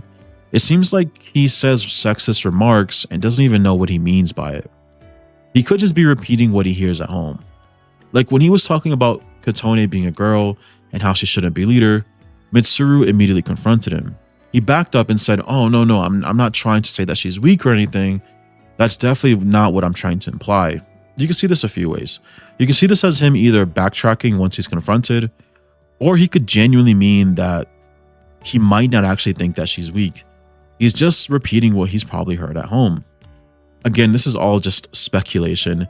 We don't know much about his home life, and hopefully we learn some more. But from this interaction alone, it becomes very clear what kind of person Junpei is. If I had to summarize Junpei in one sentence, Junpei is a boy who's trying to give the love he never received. Chapter 3. I Can't Save Anything. On May 16th, we meet Maiko. Maiko is a young girl who Kotone meets at the park and befriends her by bringing her her favorite snacks and drinks, which already sounds kind of crazy when I say it out of context. But Maiko's social link isn't too different than what we see in Makoto's storyline. So I'm going to keep this pretty brief and just kind of go over what her storyline is about and the general idea. Maiko is tied to the Hierophant Arcana and she's going through some issues with her family. Her parents are fighting all the time. They argue a ton and she hears the word divorce a lot. It's also clear that her parents don't treat her very well. At times they're just being negligent and are straight up just hitting her or yelling at her. She's constantly in between them all the time. They're constantly arguing and causing problems, and she's trying to learn how to deal with it. To the point where she confides in Kotone and they talk through all of the emotions that Maiko is currently feeling. There is an infamous example opposite of this though. There's an interaction where you can tell Maiko that she's the reason her parents are getting divorced and just make her cry, but this is like one of the only scenarios where this happens. This isn't Kotone's character regularly. The developers definitely threw it in to be funny because this is not consistent with any of the other interactions Kotone has with Maiko or anyone else. Maiko even ends up running away from home at some point, and it was kind of a wake-up call for her parents because they had no idea where she was, and it led to sort of a resolution. I wouldn't really call it a resolution, but again, with this game's theme being death or finality, I think finality is probably a better way to describe the theme. It's more general. The parents do end up getting divorced, and it's just that. It's the end of the social link. It's kind of sad. There's not really much you can do about it, but that's the point. Not everything in life is in your control. Things end whether you want them to or not. Her parents are still divorced. She still has to live in between them, but Maiko finds a way to be okay with it and learn to appreciate what she has, even if she does have to live with divorced parents. I know everyone says this game's theme is death, and that's the official answer, but I think it's probably a little more than that, because no one really dies here, right? I think the theme really is finality. That might be the best way to describe it. Of course, the game's mantra is Memento Mori, which means remember that one day you will die. But in Maiko's storyline, there's no death, it's just the end of something, and that's always consistent across every social link, even if someone doesn't die. Something is always ending, and someone is always having to figure out how to deal with it. If you really want to stretch the theme of death, though, it's easy to say that divorce is like a death. It's a metaphorical death. Divorce is the death of a relationship, and maybe the death of that family's hopes and future aspirations together. And after all, the grieving process for a divorce is nearly identical to that of losing a loved one. Back at the dorm, we're greeted with some good news. Akihiko has recovered from his injuries and will probably be able to participate in battles from now on. And he also found a new Persona user who goes by the name Fuka Yamagishi. But it turns out that she's not battle ready according to Akihiko. Akihiko actually met her at the hospital, and that's how he discovered she's a Persona user. But also, Yukari knows Fuka personally and says that she is constantly sick and not in school very often because of it. Akihiko's pretty sad about this because he really wanted a new member, and he even got a brand new evoker for her, but I guess for now, we'll have to keep looking. During our weekly tennis club meeting, a few interesting things happen. First off, a lot of the members of tennis club have decided to go on a big group date and didn't inform Rio about it. And she is absolutely livid. She's upset that she didn't know about it, and maybe she's upset that she wasn't a part of it. The whole class kind of fights back with her. They keep complaining about her being too hard on them and how they want to quit. Then one of them made a really snide comment saying Rio would never understand what it's like to be them because she's never been in a real relationship before. After everyone leaves, Yuko makes an appearance. Yuko is the Strength Arcana social link from Makoto's storyline, and it's actually a common theme for those characters to show up in their social links, which is pretty awesome. They're still here in universe, except we aren't able to hang out with them personally. Yuko just came to offer some support and help for Rio, but Rio ends the conversation looking like she's about to cry again. There's clearly something going on with her internally that we haven't been able to discover yet, but maybe we'll find out soon. During our next hangout with Yukari, she opens up a little bit about her mother. We went to Polonia Mall and saw a child who needed some help and was lost. We took the child to a police officer, and it immediately made her reminisce on her mother. Yukari says, "What were his parents thinking, leaving that poor kid alone? It makes me so angry. But I guess my mom's no different." Man, Atlas is just great at writing dialogue that'll make you feel pain in ways you never thought you would feel playing a video game. But Yukari opens up and talks about how her mother has never been the same since their dad passed. She's just kind of been a terrible parent who's probably been neglectful towards Yukari, and she says she spends most of her time focusing on new boyfriends. Yukari has no idea where she currently is, and she would like to keep it that way. So it really does seem like Yukari doesn't have anyone in the picture to rely on. Her dad's passed, her mother's MIA, and she's just here on her own trying to figure out everything on her own as a teenager. Through our friends Bunkichi and Mitsuku, we meet Bebe. Bebe is a French foreign exchange student who's having a hard time making friends and having a hard time learning the Japanese language. And Kotone just kind of offers him companionship throughout this process. Bebe at some point does experience a loss.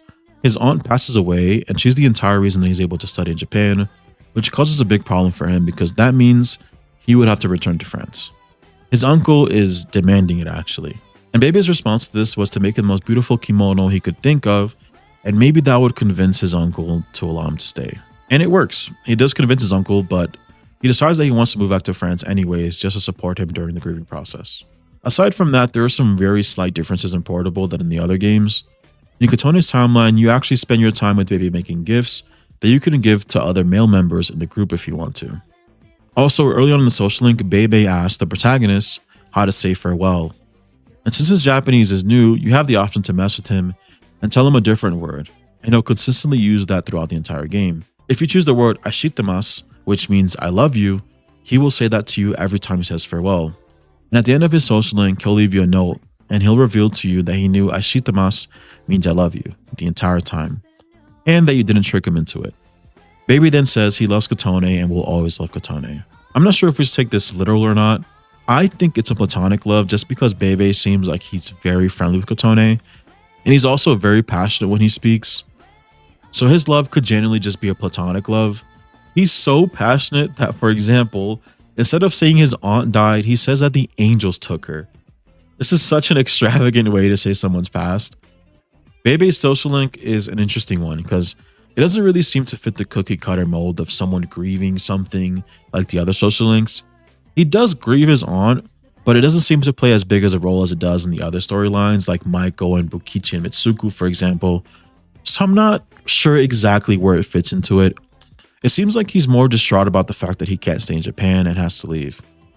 But he does end up being someone who helps his uncle grieve his aunt. I want to say that our next weekly ramen session with Junpei is a little more lighthearted than the last one, but unfortunately it's not.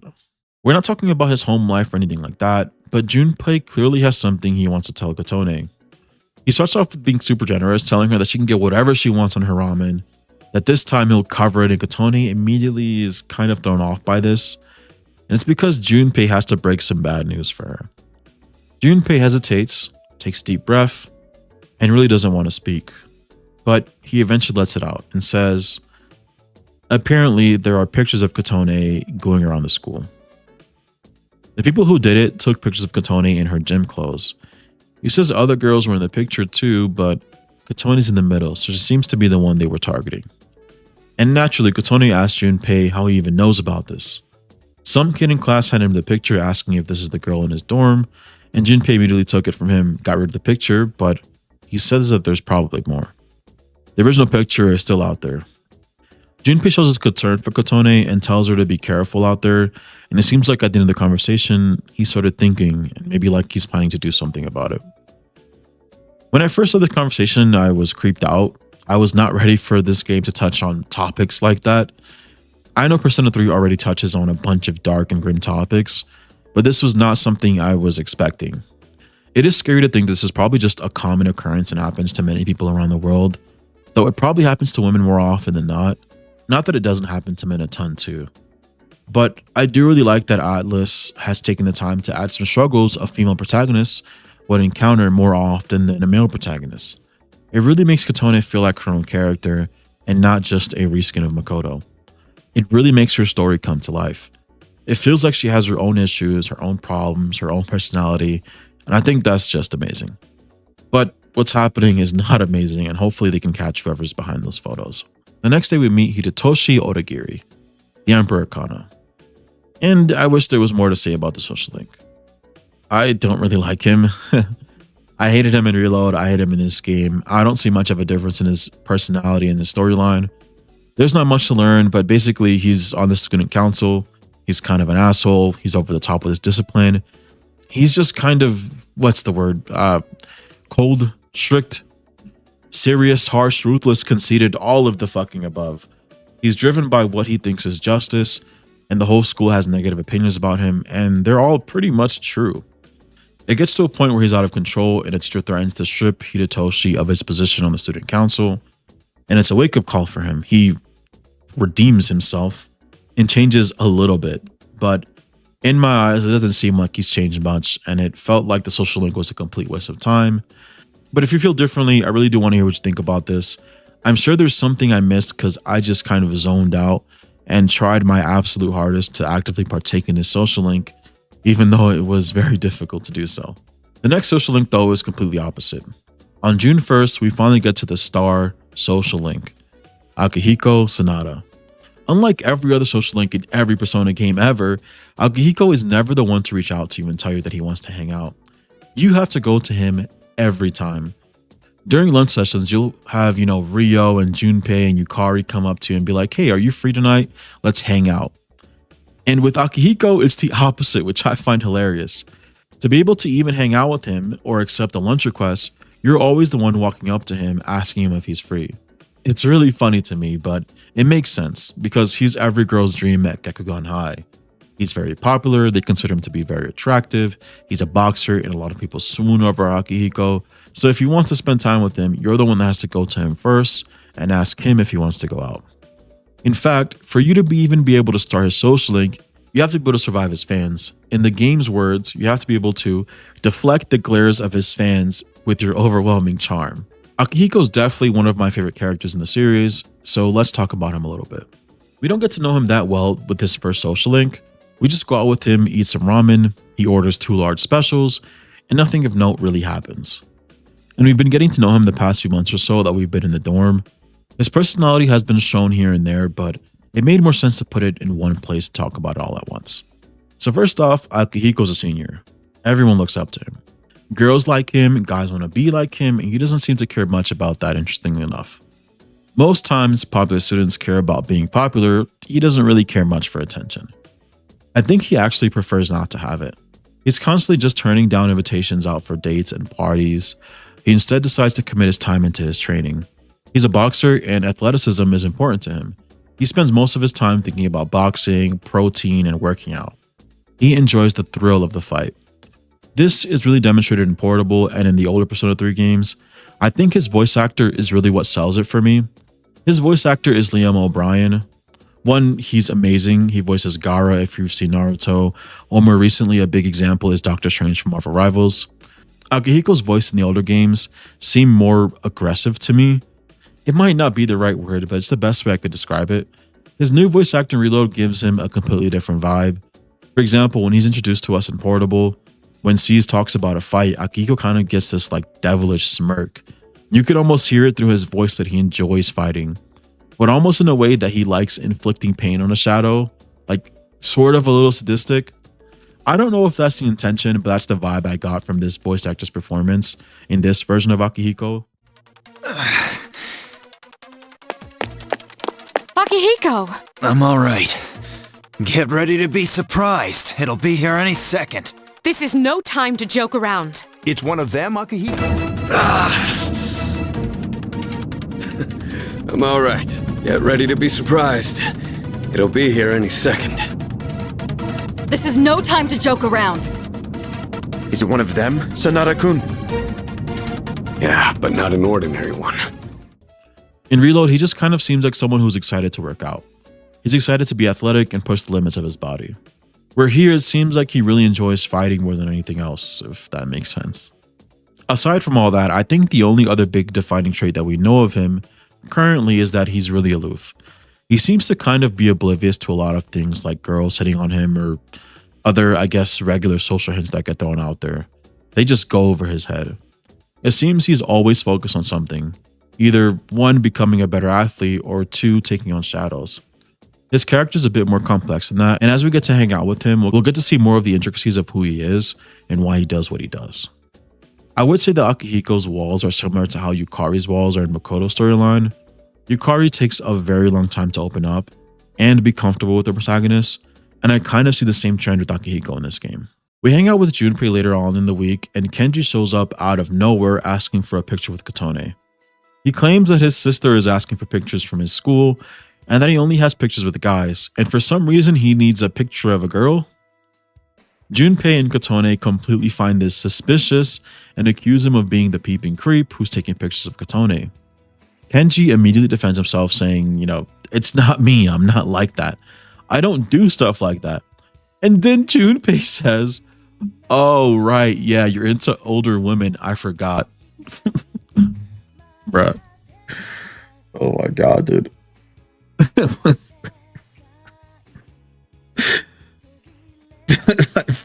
Just I couldn't believe it. Junpei thinks this clears Kenji somehow. I don't fucking know. But everyone comes to the conclusion that it's not Kenji, and Kenji says, have you checked with the photography club? That should probably be your first place to go. Junpei and Kotone realize it's a good idea. They go to the photography club and ask the president if he's involved or has anything to do with it. And he says, no, I would never do something like that, and none of my club members would. We can choose to believe him or not. The club president is actually another social link in Makoto's timeline, and since I know him pretty well, I guess, I don't think he'd be the kind of person to do it, but I decided to trust him, and he says that he's also going to check in with all of his club members and check their digital camera history to see if any of them are involved. But for now, we still have not found the culprit, and Junpei vows to continue looking. Junpei is going to go around asking his friends again, interrogating people to see who's doing this awful thing. Kotone seems to really appreciate it, and it seems like she genuinely enjoys that Junpei is looking out for her. She likes that someone actually cares enough to be going this far just for her. The next day we hang out with Akihiko. We go out for a run and accompany him a little bit for his training. We have some small talk about his training regimen, and he says that he's drenched in sweat, and Kotone tells him to try to not catch a cold. He immediately sneezes after, and he's almost embarrassed by it. It doesn't really make much sense till the end of the Social Link episode. But after he sneezes, they start talking about, I don't know, I think they're talking about backflips. I'm not very athletic. I have no idea what he's referring to right now. But Kotone said she could do it, and Akihiko seems pretty impressed. And he says, you have to show me some time, but a time when you're not wearing a skirt. So it seems like he's clearly a gentleman and aware. He even helps her get up to the monkey bars when Kotone slips so they can sit down and talk together. And then they sit on the monkey bars and just talk, and Akihiko just starts to reminisce on when he was younger. And when he starts thinking about himself as a kid, he just kind of falls silent, completely stares into the distance, and then just starts to murmur to himself. And he says, I need to get stronger. If I'm not stronger, I can't save anything. Wow. Yeah, it's it's kind of becoming clear what motivates Akihiko just from that one sentence. Him being embarrassed about catching a cold earlier makes much more sense. It seems like he considers himself weak, or at the very least not strong enough to his own standards. And if he does or says anything that makes him look weak, he's embarrassed by it, ashamed by it even. His desire to be stronger to save something or anything, whatever it is that he's talking about, is what fuels him to fight. His desire to train, his desire to work out, all of that comes from this one thing that he's trying to save. Chapter 4. I'll save myself this time. Over the past few weeks, there have been rumors about some girl that was found at the front gate of our school and a ghost story to accompany it. The ghost story isn't really important, it's just kind of funny. Junpei takes the time to tell the story in a great ambiance. He grabs a flashlight, turns off the lights, and completely spooks the hell out of Yukari while telling the story. But over time, it becomes clear that the ghost story is something that the team should investigate, and all of the rumors as well. It turns out 3 victims were hospitalized due to what the rumors are calling a vicious ghost attacking them. So Cease has been investigating, and the search led them to this really bad part of town, to a place where all 3 of the victims frequented together. Yukari and Junpei have this really funny argument where Junpei's like, this place is dangerous, we shouldn't be here, and Yukari is completely fearless.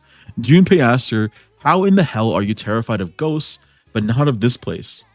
Yukari responds with, things that you can't see are really scary, and Junpei says, I'm more scared of real things like bats and knives. I don't think Junpei's trying to get stabbed at this new spot we're going to, but we're going anyways. And as you can imagine, it didn't go well. Junpei gets completely sucker punched and ended up on the floor in pain, and it was just his worst fear come to life. But hey, at least he didn't get stabbed. And out of nowhere, a mysterious person comes to help us. Someone that we've actually met before. Akihiko asked us a long time ago to accompany him to the hospital to come visit this person. And the guy is just labeled as the guy from the other day.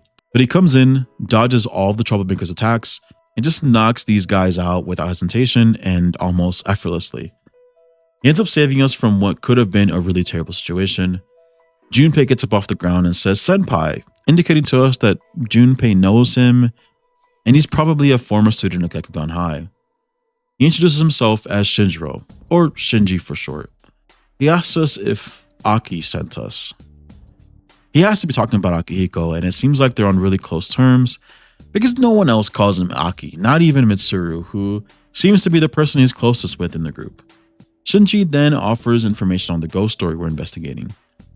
Shinji tells us that the 3 quote-unquote victims were here talking shit all night about some girl that they were bullying, who ends up being none other than Fuka Yamagishi, the student Akihiko was investigating as a potential addition to the team. And Shinji says the rumors are that Fuka Yamagishi might be dead. Everyone thought that she was at the hospital, but she hasn't shown up at home for over a week. Then the ghost story just kind of comes together. That's why people were assuming that it's a ghost hunting these victims, because they think it's Fuka's spirit coming back for revenge on the 3 bullies that killed her. The team decides it's a good idea to go check in with Ikoda, the teacher who's in charge of the homeroom that all of the girls are in. But before we head off, Shinji leaves us with some more info. He says, "I get it, Aki. You're still trying to make up for the past. It's you, the one who can't let go." So Aki and Shinji go way back clearly, and he knows something about Akihiko's past. It's still quite mysterious. We don't really know what's going on, but if we put the little bits we have together, Akihiko regrets that he didn't save someone, and Shinji says that he's trying to make up for it still somehow. So something happened. Someone close to Akihiko died, or was really hurt, and Akihiko failed or came short of being able to save them. And now he's been dealing with that ever since. But Fuka Yamagishi takes priority right now. The next day, some of the SEED members confront Ikoda, and one of the students that was bullying Fuka is here coincidentally. She seems completely distraught about what's happening and spills all of the tea. She says that on May 29th, her and her 2 friends locked Fuka in the gym because they thought it was funny, and they said they knew what buttons to push to get her upset. They left her in the gym all day. But that same night, one of them went back to get Fuka out of the gym and unlock the doors because they were worried that if Fuka were to unalive herself, that they would get in trouble. That was the only reason they went back looking for her. In my eyes, these 3 bullies are irredeemable. But once the first student, Maki, wasn't able to get her out of the gym, they found her the next day outside the school gates, injured. Over the next few days, each of the other bullies went back every night to try and let Fuka out, but all ended up the same, injured and at the front of the school gates. Mitsuru, being incredibly intelligent, quickly put 2 and 2 together and realized that Ikoda is not being completely truthful. He put down in his attendance log that Fuka was out because of an illness, which is clearly not true. And Ikoda knew this. Ikoda claims that he was doing this for the good of all the students to protect their futures. Mitsuru completely calls out this bullshit and points out that he neglected to tell the police what really is going on, because he just wanted to protect his career. Mitsuru looks like she's just about to slap the absolute shit out of him. 28 months. I swear. But she tries to focus on the task at hand and keeps questioning the school bully. She says that all the students had one thing in common. They all heard a creepy voice calling them in. Mitsuru and Yukari lock eyes and come to the same conclusion. It's clear as day what happens to them. Until now, there's no way of knowing how or why some people are conscious during the dark hour. This was one of the greatest mysteries that they had been contemplating, and something I personally didn't even know after playing this game a bajillion times. This game is just so big and so full of information, it's easy to miss some things. I always asked myself, how the heck are people wandering into Tartarus by themselves? It doesn't make any sense. They're supposed to be in coffins. Is it just random? How come those people who wander into Tartarus don't also have the potential? Mitsuru answers it here. Mitsuru says that people wandering into Tartarus isn't a random phenomenon like we thought. It's actually Tartarus or the shadows targeting them. Mitsuru says the shadows are clearly targeting specific humans and they are the enemy of mankind. She tells the bully to stay at the dorm so that we can watch over her and keep her safe. Mitsuru calls an emergency meeting for all of the C's members. She says that we're going to infiltrate the school tonight during the dark hour to try and save Fuka. Junpei immediately interjects. He thinks it's not even possible that Fuka's alive. It's been a total of 10 days now that she's been trapped. But Akihiko seems incredibly determined to save her. Akihiko says we have no idea what happened to Tartarus outside of the dark hour. It's just a theory that he has, but he thinks time works completely different in Tartarus. It's possible that it's only active during the dark hour. So that means instead of Fuka being there for 10 days, she would only be there for 10 hours, which makes it much more likely that she's alive. Junpei immediately rebuts with, we could barely survive an hour in Tartarus, and we're a group of people who have trained to fight, we're coordinated, we have personas and evokers, and we almost die every time we go into Tartarus. How is it possible that she would survive 10 hours? The group falls silent. Everyone just silently agrees that Fuka is probably dead, but they still have to try anyways. Akihiko has the great idea of trying to enter Tartarus the same way that Fuka did, which is through the gym. If we can all go to the gym and wait till the dark hour, maybe we can end up in the same area that Fuka ended up at, making it a lot easier for us to find her. Even though the group is a little disheartened, Akihiko is determined as ever. He even goes as far as saying, if you guys don't want to go, I will go by myself and get her out. Akihiko's just built different, I guess, but also we can see this is partly the influence of whatever happened in his childhood. He doesn't want anyone to ever come into any harm if he can stop it. Later that night, we try to get a hold of the chairman to get access to the school building, but he's nowhere to be found. Luckily, Junpei had the foresight to unlock the doors early in the day before leaving. The first order of business is to find the keys to get into the gym. The team splits up to find the keys, and we're given the option to either be accompanied by Yukari or Akihiko, and I chose Akihiko. While looking for the keys, they hear some footsteps. Katona gets spooked, and Akihiko realizes it's just a security guard, and we ask him if he's scared of ghosts. He gives, funnily enough, the exact same answer that Junpei gives earlier. He says, I'm not scared of anything that I can't see. Akihiko goes on to talk about how he used to go into haunted houses as a little kid with his friends to prove how tough they were. When you go into the faculty room to find the keys, Akihiko is the one who takes charge and grabs a key off the wall and says, I got it. I got the gym storage key. And Katone instantly corrects him and asks him if he even listened at all during the plan because we need the gym key, not the gym storage key. Embarrassed, he starts to rummage through the rest of the keys and says no good, it's not here at all. But Katone can respond with, are you blind? The key is just in his face and he completely missed it. Which is funny because during Makoto's timeline, you as Makoto are the one looking for the keys. And you have the option to grab the wrong key. And if you fuck it up, Yukari hits you with a similar voice line. I think developers are trying to make a joke that men can't find anything when you send them to look for shit. And I just proved them right in all of my playthroughs because I always grab the wrong fucking key as Makoto. And just to test this dumb theory, I reloaded my save to the previous day and chose Yukari instead to accompany me to go find the keys. And Yukari finds the keys immediately with no problem. Yukari and Katone find the keys in a matter of seconds while it takes us a few minutes with Akihiko. Also, Yukari is completely spooked when the security guard comes by. She's still afraid of ghosts somehow, even though we know for sure that the ghost story is completely false. She's so scared that she nearly dies when she hears her phone buzz. She's entered Tartarus through the gym, and they all end up split up. Mitsuru and Yukari are waiting in the lobby to try and guide the rest of the team, while everyone else has ended up on different floors. Turns out Tartarus is much more complicated and unpredictable than the team thought, because they just kind of all assumed if we all go to the gym, we'll all end up together in the same floor that Fuka is on. But somehow they all got thrown into random places. Kotone is all alone, and the mysterious boy appears to her, showing to us that he's not just someone that shows up to her in her dreams. It shows that he might physically be appearing to her, or he might be appearing to her in her head and can access her anywhere. Before, he only appeared to her while we were sleeping, so I first thought it was just kind of like a dream thing. But right now, he gives ominous warnings as usual, but something really stands out. He says, we need to save Fuka because we can't save the world without her. This raises some questions for me. Does this mean that the mysterious boy is omniscient? Or is he just speaking in generalizations? He knows something bad is coming and that Fuka can be a great asset. But what makes me think that he's omniscient is what happens after he says we need Fuka. Mitsuru and Yukari say that they can't reach the rest of our team. Mitsuru is trying to use her persona to communicate with us, but we're too far up in Tartarus and her persona doesn't reach that far. And when the team finds Fuka, they're all kind of confused as to how she's still alive. Fuka has no idea what's going on. She thinks she's still in the school, and we ask her how she's even alive still. There were tons of shadows around, and everyone had to fight their way to her. Fuka says that she doesn't know how to explain it, but she was kind of able to sense them and know where they are and avoid them to stay safe. So that means Fuka has the same power as Mitsuru, but in a much stronger capacity. We 100% need Fuka to continue on through Tartarus. If Mitsuru can't even reach this high up, we need someone with better capabilities to communicate and sense shadows.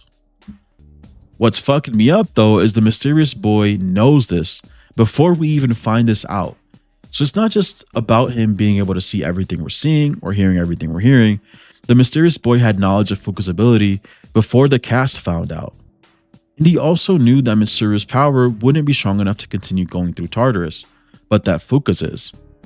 The only explanation is that he's seeing everything, and he was somehow able to watch Fuka this entire time. He either has specialized knowledge about personas in specific, or he can see the future. Or maybe he just knows everything. After saving Fuka, the team is looking outside the windows of Tartarus. I've never thought about the fact that Tartarus has windows.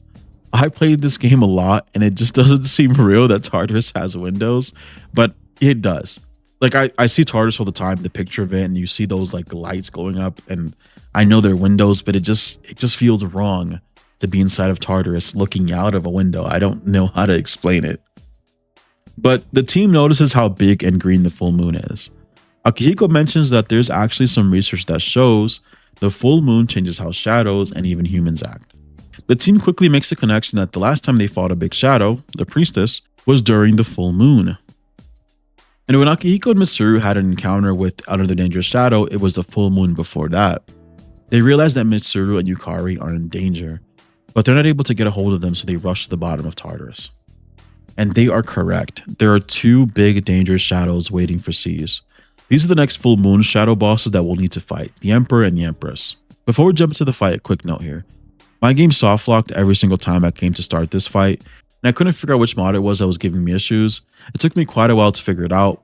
The game would go straight into a black screen. I eventually figured out it was the Katone cutscenes mod. So if you're using my mod list to play this game, just know before you go through all the cutscenes to get to this boss fight, you want to turn that mod off and it'll fix the issue. I was able to just turn it right back on after this part of the playthrough, and it worked perfectly fine. I don't know what it is, maybe there's a cutscene here that's supposed to happen and just wasn't in it. But just take note of that so you don't end up spending a whole day frustrated like me. But on to the actual Emperor and Empress fight. If we're talking about the game's lore, I'd say it'd probably be impossible for Seas to defeat the Emperor and Empress without Fuka. The Emperor and Empress shift their weaknesses and their resistances, and Fuka is the only person in the team who's able to detect these weaknesses, and she uses that ability to help us fight the Emperor and the Empress. Is this another reason why the mysterious boy said we need her to continue our journey? Maybe.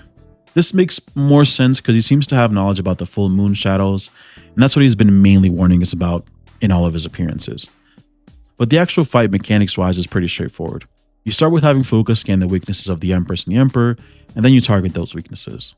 It seems like it's a lot easier than it is in Reload, which is crazy because this fight is incredibly easy on Reload, but they don't seem to shift their weaknesses every turn. They shift after you've been there for a while, so once you scan their weaknesses once, you can pretty much defeat them with those weaknesses. I don't know if I got lucky or if this is always the case, but the Empress was weak to every kind of physical attack, not just one specific physical attack, and the same was true for the Emperor, so you're just able to completely steamroll them. They were able to fight back and hit pretty hard, but they died very quickly. It's funny that in Reload they tried to ramp up the difficulty, I think by making them paradigm shift every turn and swap their weaknesses every turn, and they are still just a complete breeze. In Reload they have a set order that they go through as well, so if you know the order of their weaknesses, it doesn't even matter that much. Chapter 5. Forgiveness is divine. Yukari gets a phone call from her mom letting her know that she's getting remarried, and Yukari responds with, "How do you think Dad would feel about that?" She clearly doesn't support her mom getting remarried, and it frustrates her. She says that she hates that her mom runs away from all her problems, and is just jumping from guy to guy, and vows to never be like her. I'm speculating that maybe that's why she has her walls with Makoto in his timeline at the beginning of her social link, just because it seems like she doesn't want to make the same mistake that her mom is making by, falling for any random guy that comes around. Also, the antique shop opened up today. The antique shop is probably the best store in the game. It has a ton of stuff. You can get things like skill cards that are hard to find. You can fuse weapons. This is done by fusing certain weapons with certain personas, and from the process, you usually get a pretty powerful weapon. You can also get fusion spells. We haven't talked about this yet, but fusion spells are the early versions of theurgies from Persona 3 Reload. They're very strong moves that can completely change the tide of your battle. Things like Armageddon that does 9,999 damage, and full party heals and buffs, etc. I can't decide if this is less or more balanced than theurgies from Persona 3 Reload, because you can just pop fusion spells back to back if you want to. They're just items and you can use them on every one of Kotone's turns. Grinding gems in this game is pretty exhausting. It can take forever, and some of the stronger stuff like Armageddon can take a very, very long time to acquire. In fact, I barely took the time to grind gems at all this run. The gems that I got for the secret bosses were mainly from doing Theodore's requests and the Monad doors. So I guess it's more balanced, because if you don't really want to put the time into grinding out gems, you won't have them very often. Also, your party members can't use fusion spells. If you don't grind much, you probably have fusion spells less often than you would have theurgies. I personally just prefer theurgies over the fusion spells, just because grinding is dumb and I think it's stupid to force players to grind, especially for certain fights in this game where you actually genuinely need Armageddon to have a chance of completing them. Kenji asks Rio for help with their homework, and she asks him, "What do I get in return?"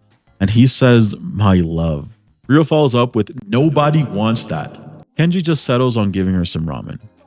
After he leaves, Rio and Kotone sit around for a while waiting for the team to come, but they don't show up. They are still upset about how Rio was behaving, and they have refused to return since. Rio also confirms that she has never had a boyfriend or had a crush, so she genuinely doesn't understand what the girls are so upset and obsessed over. Junpei also opens up to us about some feelings he's been having recently.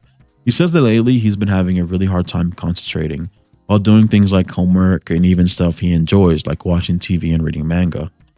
And he says to himself, is this how I should be? He elaborates a little more, and he says that he feels like he just doesn't have a personal mission aside from what he's doing with C's. He doesn't feel like he has anything going on his own, and that he has all these pent-up emotions that he just can't figure out.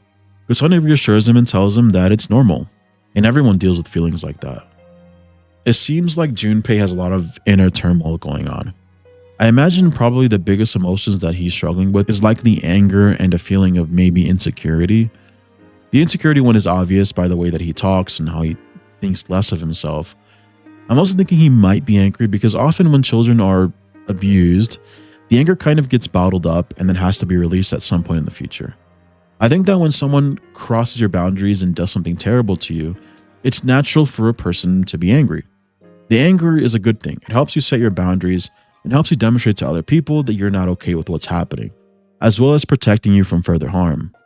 But I think if you're a child and something happens to you that you're not okay with, like Junpei and his father, you don't really have the option to get angry because you don't stand a chance against an adult or your father. So that anger kind of gets bottled up, and then you have this situation that Junpei's in where it creates a bunch of emotions that he doesn't know why he has or where they're coming from.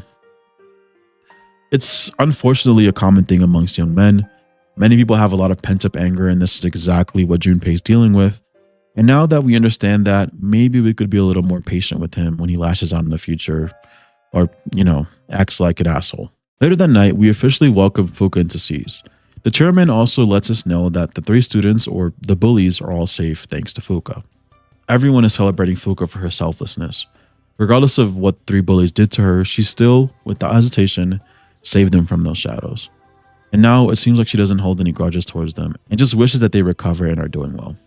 While hanging out with Yukari, she loses her wallet and runs off, and we find her in an altercation with a group of men. They seem to be antagonizing her and looking for a fight. Kotone can butt in and help fight them off. But after the altercation, Yukari has a bit of an introspective moment.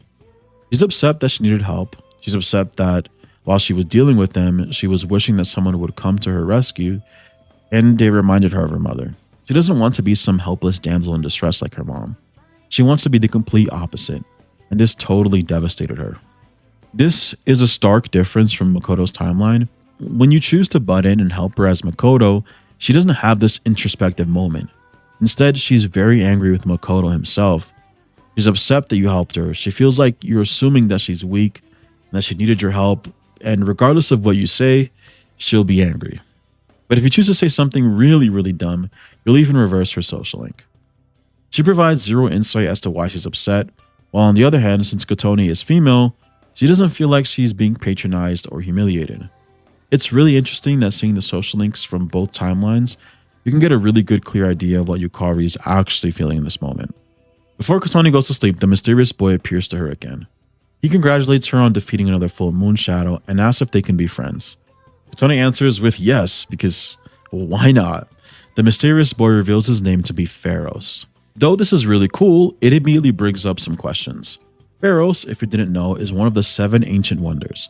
It was a big-ass lighthouse. It was called the Pharos of Alexandria, or some people called it the Lighthouse of Alexandria.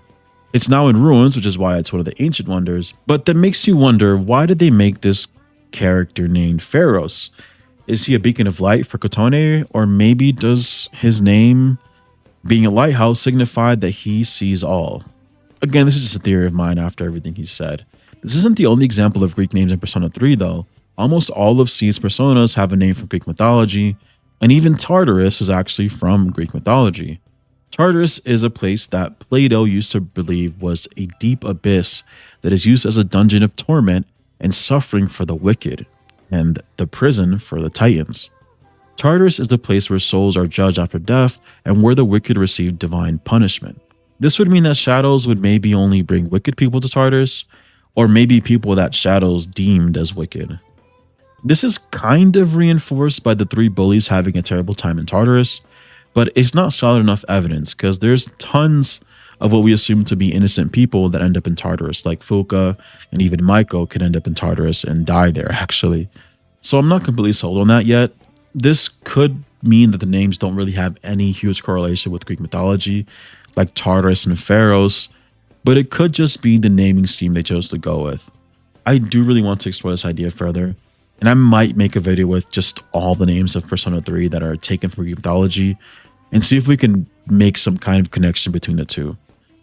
But it really could just be that someone from Atlas was like, man, Pharos is a tough name, Tartarus is a tough name, let's just put that in the game. And then they just kept the naming scheme for everything else that's important. Soon after, we start Fuka's social link. It starts very similar to the way that it does in Makoto's timeline, where Fuka's asking for your advice on her cooking. You start off with tasting your food as Makoto, and you pretty much spend the entire social link tasting her food and giving feedback. But in Kotone's timeline, you take an active role in actually helping her cook the food, and occasionally tasting it. This doesn't seem like a big difference, but in the grand scheme of things, it actually makes a huge difference. In Makoto's timeline, Fuka ends up learning how to make onigiri, but she doesn't really end up becoming a good cook. But because Kotone is actively helping her in this timeline, by the end of it, she's very, very good at cooking and even makes a celebration cake for C's. Fuka's social link unfortunately isn't super jam-packed with like very huge impactful moments, so even though she is a main character, we can pretty much summarize her social link fairly quickly. Fuka comes from a family of doctors, except that her immediate parents aren't doctors. Because of that, her parents have some sort of, I guess, inferiority complex, and for some reason that makes them distant from Fuka. So Fuka doesn't really get much attention from them. Aside from when it comes to talking about her studies, Fuka is also incredibly talented with electronics, laptops, computers, all that kind of stuff, even to the point that she gives the protagonist a new pair of headphones. Throughout your social link with Fuka, she's struggling with her confidence, and you spend most of that time reassuring her, helping her build her confidence, and at the end of it, she does feel pretty confident in herself, and you change her life for the better. As Kotone, since you're in a cooking club with her, you actually end up helping her become a pretty great cook, which is something that doesn't end up happening in Makoto's timeline. This is where I think the small difference in timelines makes a huge difference. Because Kotone is actually helping Fuka develop her own skill, it makes sense that she becomes more confident herself. That's typically a good way to start building your confidence, which is by getting good at something that you enjoy. And in Makoto's timeline, that doesn't actually happen. So it feels a little empty and unfinished for me, if that makes sense.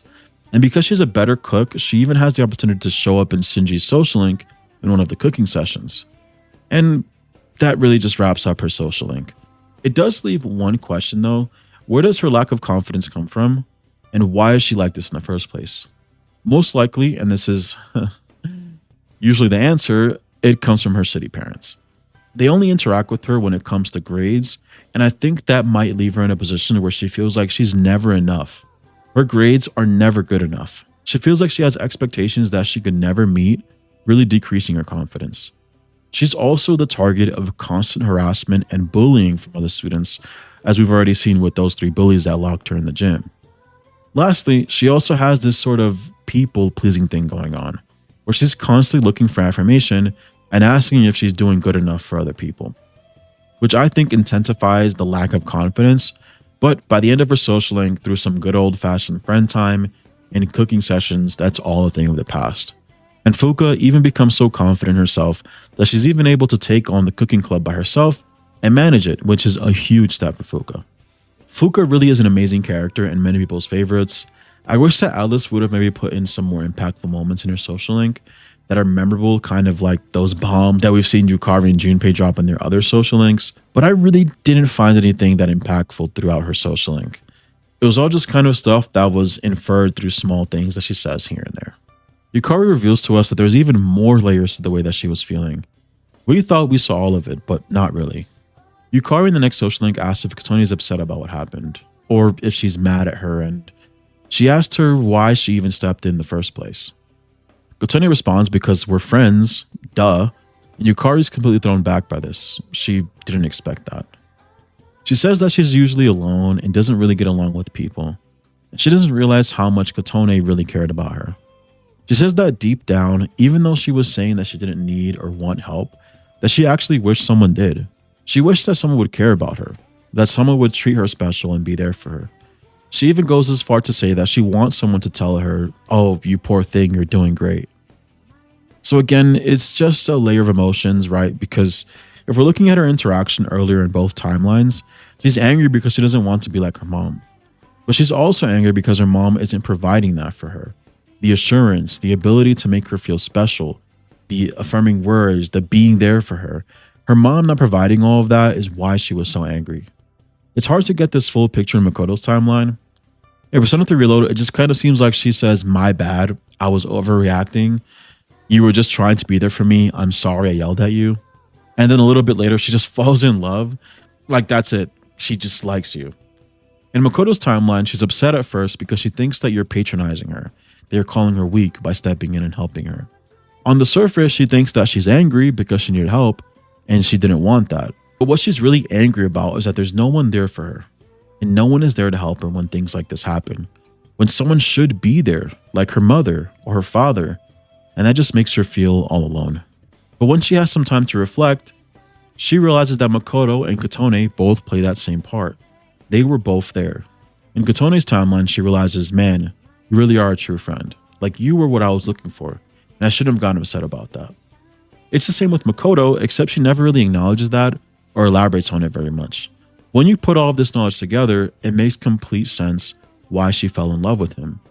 He made her feel special. He made her feel like she mattered. And even though she didn't bring it up to him or say it out loud, she knew in her heart what was really going on. After comparing Yukari's social link or Persona 3 Reload to Portable, I've come to the realization, even though I already knew this, I guess the realization was just amplified. Persona is super male-centric. It just becomes horribly apparent in Makoto's timeline because there is little to no depth to Yukari's feelings in Reload. I'm using Reload as an example because they did rework it a little bit in the sense that you don't have to have a forced romance with Yukari in Reload, and the game's fairly new, so they've had a lot of time to revise it or make the social link better. And after re-experiencing Reload social links for the purpose of making this video, it's just like nonsensical, some of the stuff that happens.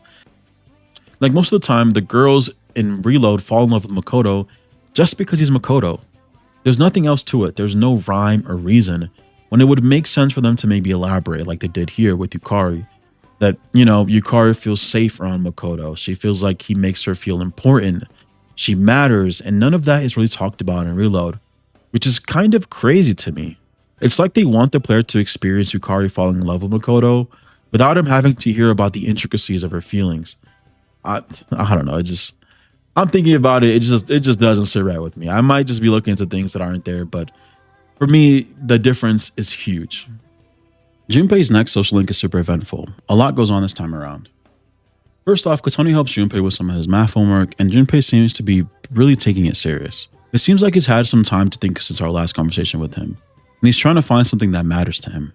He has a really interesting and cool perspective that I really like.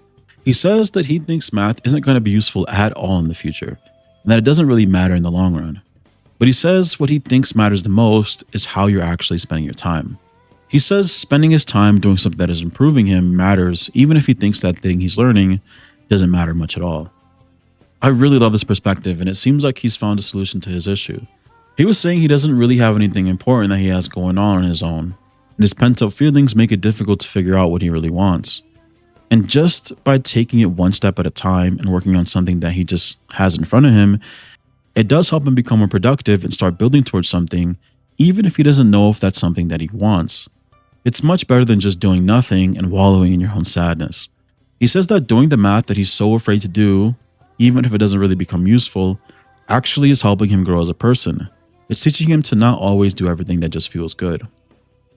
At the end of the social link, we're ready to leave the library, and Junpei notices somebody with a camera taking a picture of Kotone. And Junpei immediately pounces on him, but he manages to get away. Junpei says he's memorized his face. He's going to find him and track him down. You can have the option to tell Junpei to do nothing and handle it yourself. Tony is obviously the strongest character in this universe. She can definitely handle it on her own. But it is cute that Junpei is trying to help, so I thought it would be nice to let him handle it and figure it out and see what he comes up with the next time we meet with him. The next day, Akihiko and Kotone go out to get beef bowls, and the game gives a very specific description of what happens next. The exact words they use is two girls instantly rush up to Akihiko and begin violating his personal space. The word violate is super, I guess, intense, but when we see how he reacts, it's probably the only way to describe how he feels. The girls start asking if he has a girlfriend, they get in his way, and they won't let him pass. You can visibly see that Akihiko gets sad and uncomfortable. They keep asking questions about his workouts, and they think it's funny that he's eating at a beef bowl place, and he just doesn't get the jokes. They don't make any sense to him. It doesn't make sense to me either. I don't know if they're like making a dirty joke because he's eating beef. I have no idea, bro. But it's clear that they're saying a bunch of stuff that Akihiko is clearly uncomfortable with and doesn't really understand. He nicely asked them to get out of the way so he can just eat at this restaurant with his friend, and they don't get out of the way, and they keep going, and then you can see that Akihiko looks defeated. And he says, please, just let me through, please.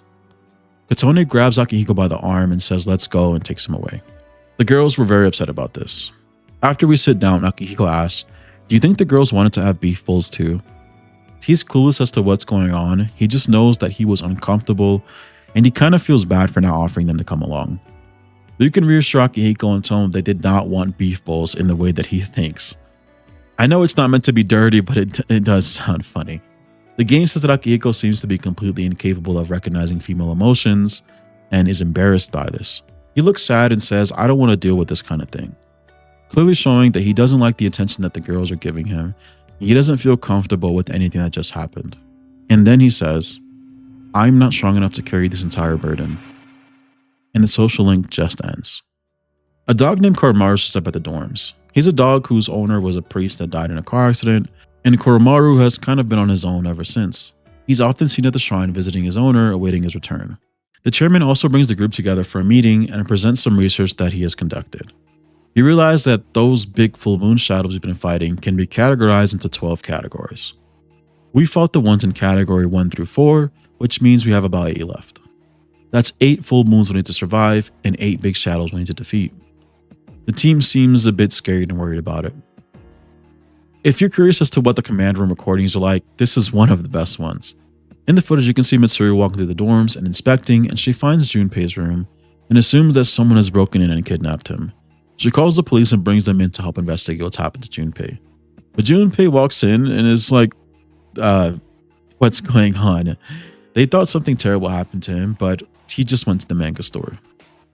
Mitsuru comes to the horrific realization that his room was not ransacked and rummaged through.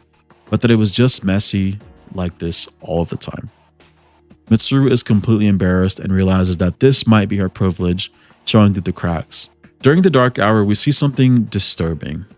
There are 3 people who are out and about walking around the dark hour as if it doesn't affect them at all. And they take the time to murder someone. They claim that they're hitmen and have come to help someone exact their revenge.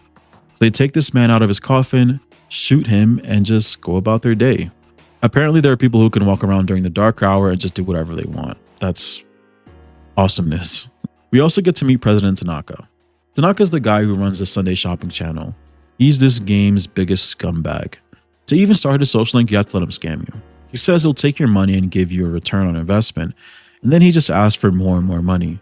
Eventually you end up losing like 100,000 yen, and then before you start his social link, he just tells you, I taught you a useful lesson. Trust nobody. And that's all that happens in his first social link. The rest of his social links are, there's not much difference here between Makoto's timeline and Kotone's, so we'll sum this up pretty quick. Tanaka is rich, greedy, and cheap. He only starts a social link with Kotone because he realizes how gullible she is, and offers to take her under his wing and teach her business. He doesn't seem to have many redeeming qualities. It's slightly implied that his love for money and greed stem from him coming from a poor family and from others looking down on him. Usually in these social links, you make a huge difference in these people's lives, and that isn't really the case for Tanaka. He has like a slight redemption arc where he just ends up donating money to an orphanage, which is a huge step for him. Maybe he finds peace with all the shit he's done by helping others now, but he really does a good job of masking it. He says that donating money to the orphanage was just an investment to be able to use those kids from the orphanage in the future. Whether he means it or not isn't very clear, but I'm assuming he's just using that as an excuse to not show that he's grown. I think that's really it. The only other thing you should really know about Tanaka is that in the original Persona 3, you could use him to completely skip the final fight of the game through a notorious bug that's led to a lot of jokes and memes calling him the strongest in the verse. But there's really not much else to say about this guy. He stinks. The next time we meet with Junpei, he has a bruise under his eye. He says it was just a punch and that we don't have to worry about people taking photos of us at school anymore. Tony thanks Junpei for getting them back. Junpei says that was his first time. I'm assuming he means a fight at school. Junpei says that he usually jokes around and acts the way he does because he thinks it'll help him always avoid trouble and he'll never get into any problems. So doing this was really difficult for him and an opportunity for growth, it seems. This type of diffusal, I'll call it, where you keep things light and funny to avoid problems with people, is usually learned at home. Junpei probably has to diffuse arguments at home or de-escalate things with his father so that he doesn't get hurt. And this has come over to his day-to-day life. They continue to hang out and celebrate, and Junpei ends the hangout with telling Kotone that she is a really important friend to him. But unfortunately, that's not the end of the bullshit that Kotone has to deal with. Akihiko asks Kotone if she's dating Junpei, which seems super out of the blue, but apparently people have been putting out rumors about those two. And Kotone reassures him that this is not the case. There is literally nothing going on between her and Junpei. Akihiko seems a little relieved, so maybe some feelings are starting to bubble up there. In fact, the next time we hang out with Akihiko, he shows that he's paying a lot of attention to Kotone. They go out to a dessert spot, and Kotone very briefly mentioned in passing that she wanted to eat something sweet, and Akihiko, being the sweet gentleman that he is, remembers this and takes her there. He also shows some growth here because just like last time, some girls show up ruining their experience. He didn't need Kotone to step in and help. He handled it all on his own. He said, "Let's go, Kotone," grabbed her by the hand like she did for him, and they made their way out of the situation. Even though he's oblivious to female emotions, he still tries his best to understand and be empathetic. Akihiko is also in a unique position in that he directly understands some of the things Kotone is going through. People are spreading rumors about Kotone, but it seems like they're also spreading rumors about Akihiko being with all different kinds of girls. All of these rumors are false. He seems to be the topic of many people's conversations, and as a result, a lot of nasty, terrible rumors are spread about him. Many students also find him desirable at school, and they don't know how to respect his boundaries and are constantly overstepping, similar to the photo situation. Our next interaction with Yukari is going really well until it isn't. A car almost hits Yukari and we shield her from it. Yukari is upset about this again. She goes off and says, "What were you going to do if you got hit? Or worse, if you died? You're our leader. We need you." And then she bursts out into tears. She says, I'm tired of people around me dying," and leaves. At the tennis club, Kenji drops by again and is looking for Miss Kano. He says he's gone everywhere looking for her, and apparently he has a big crush on her. And he thinks he's in love with her. It's a whole thing. In Makoto's timeline, this is the whole center of his social link. He's not a social link in this game, but it is cool that they just show that this is still happening within the timeline.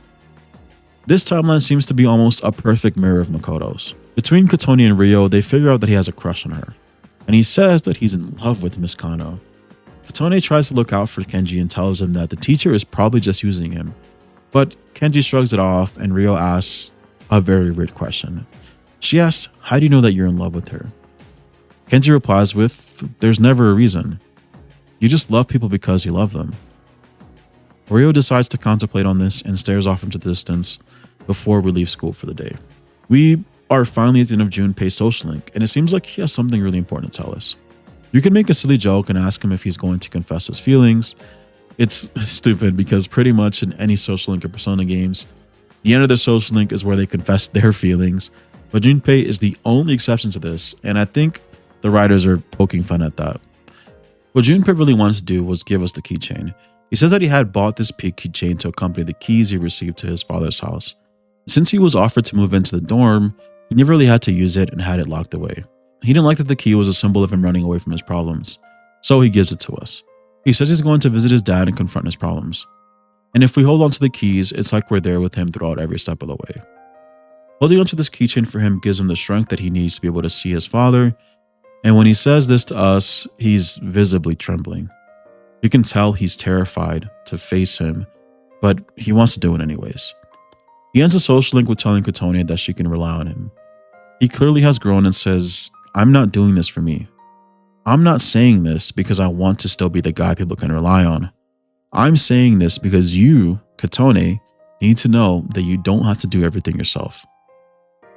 On the surface, it looks like he's just offering support, but if we look back to when Junpei first met Kotone and his first interactions with her, it was clear that he could tell that something was going on deep inside of her. That she wasn't showing how she truly feels, that she hasn't really opened up about the things that she's going through. Junpei was very receptive of this, and he's given her space throughout the entire social link and hasn't confronted her about it since the beginning. But before finally ending it, he's letting her know, "I still know about this, and I'm still aware about what you're going through, and I want you to know specifically that you can rely on me, and that you need to rely on other people." Kotone doesn't even react to this, but it does have an impact on her, and the more people around her talk about this topic, it seems like the more willing she is to open up. We won't see this as much in the social links, but we will see this towards the end of the game. And coincidentally, Yukari is doing something similar to Junpei. She gets a call from her mom telling her that she is no longer planning to remarry and asks for Yukari's forgiveness. Yukari is really nervous and shaken up about this, and he decides that they're going to meet up and talk about it. Yukari has not seen her mother in 10 years, and she's super nervous about this, but she thinks the time that she spent with Kotone and all of the introspecting she's done will help her have a productive conversation with her mother. Her biggest fear is that she'll let out her anger and lash out and hurt her mom. Even after all this, she still doesn't want to hurt her. We'll have to see next time how this goes. We meet a retired monk at a nightclub who likes to drink, and in fact, to be able to even talk to him, you have to serve drinks to other people. It's the whole thing. The monk's name is Mutatsu. Mutatsu isn't the traditional monk you might be thinking of. He dresses and sort of looks like one, but his actions say otherwise. You can catch him almost every other night drinking at the bar.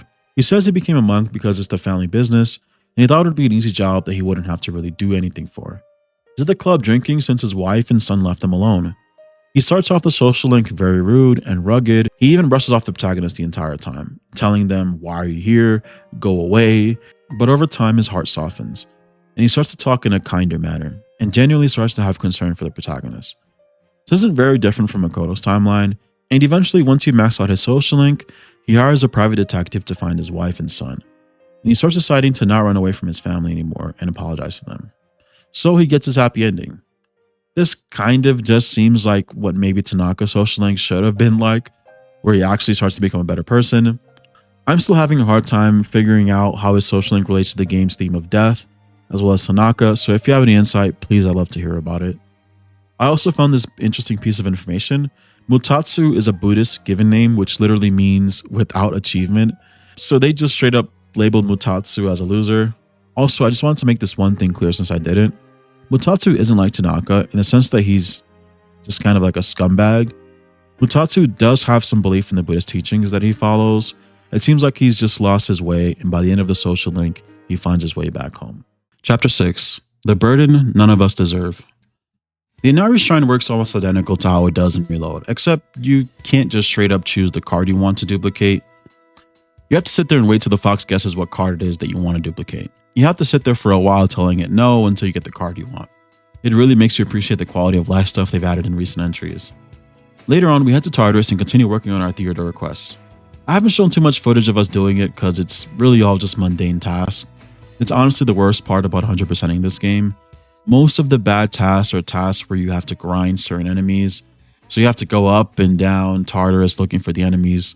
And once you defeated them, they have a chance of dropping 1 or 2 of the items you need. And sometimes you need a few of those items, and it can really just be terrible if you get bad RNG. Those are honestly the tasks I hate the most. I don't think that they're in Reload.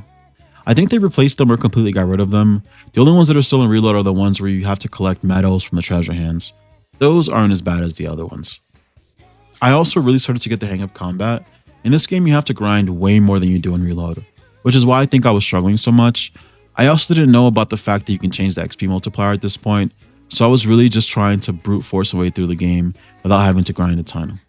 It feels like everything takes longer. Getting money, getting XP, getting the personas you need, and even fusions. I feel like the fusion costs are just astronomically high compared to the Reload.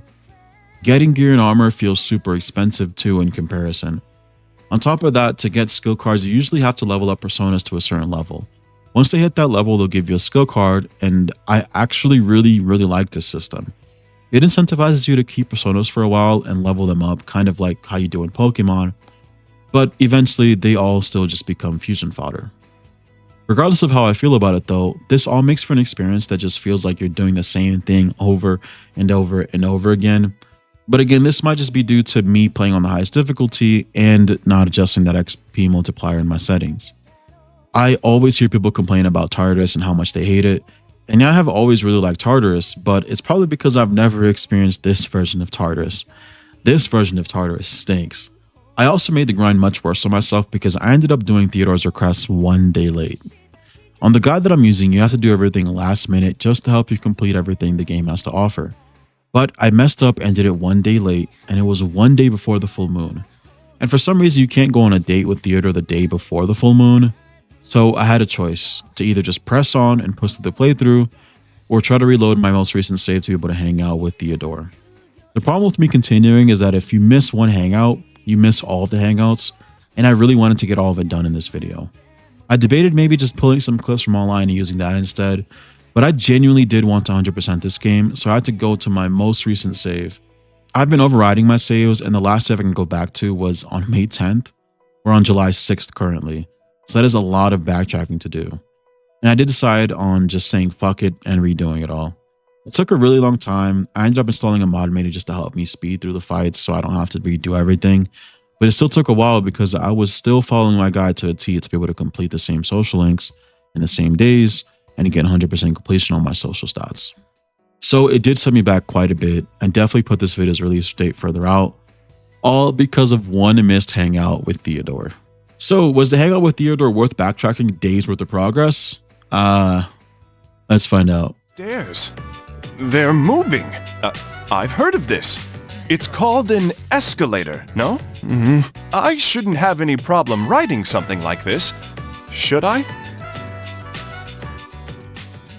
No, it wasn't worth it. We don't learn anything new really about Theodore. You just spend some time trying to figure out how an escalator works, and somehow he guesses the secret ingredient in some food by smelling it. But at least we're able to see more interactions in the future. At tennis club, Rio doesn't seem like her usual self. She seems a lot sadder than usual. She's on the verge of tears, which we've seen many times at this point, so Kotone finally asks her what's wrong. Rio says she overheard Kenji and Miss Kano and heard them getting along great. She then says, do you think they're ever going to really date each other? Then she gets angry and yells, she's a teacher and he's a student. It's never going to work.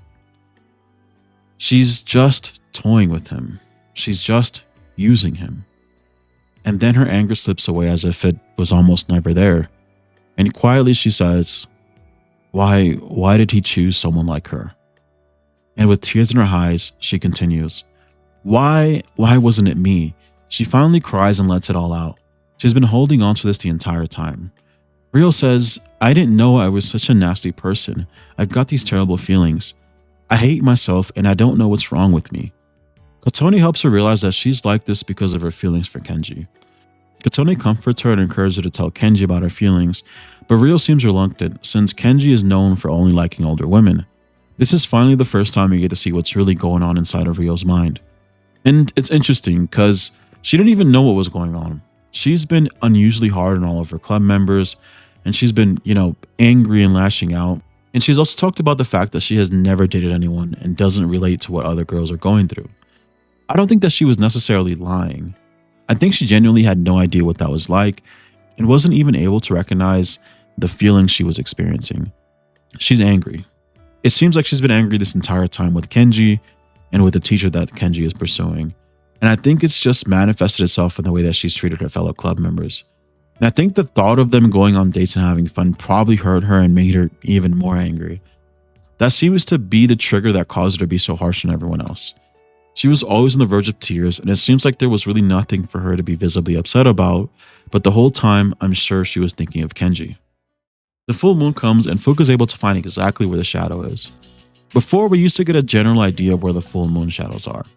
The shadows are at a Love Hotel. Ikutsuki makes a connection that leaves me with a big question for the rest of the game. Shirakawa Boulevard. They've been finding the lost in pairs lately.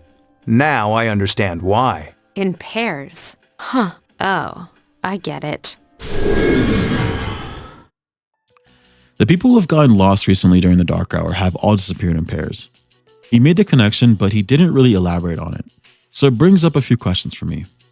Are people disappearing in pairs because they're going to the Love Hotel in pairs, do the nasty, and that's why they're missing?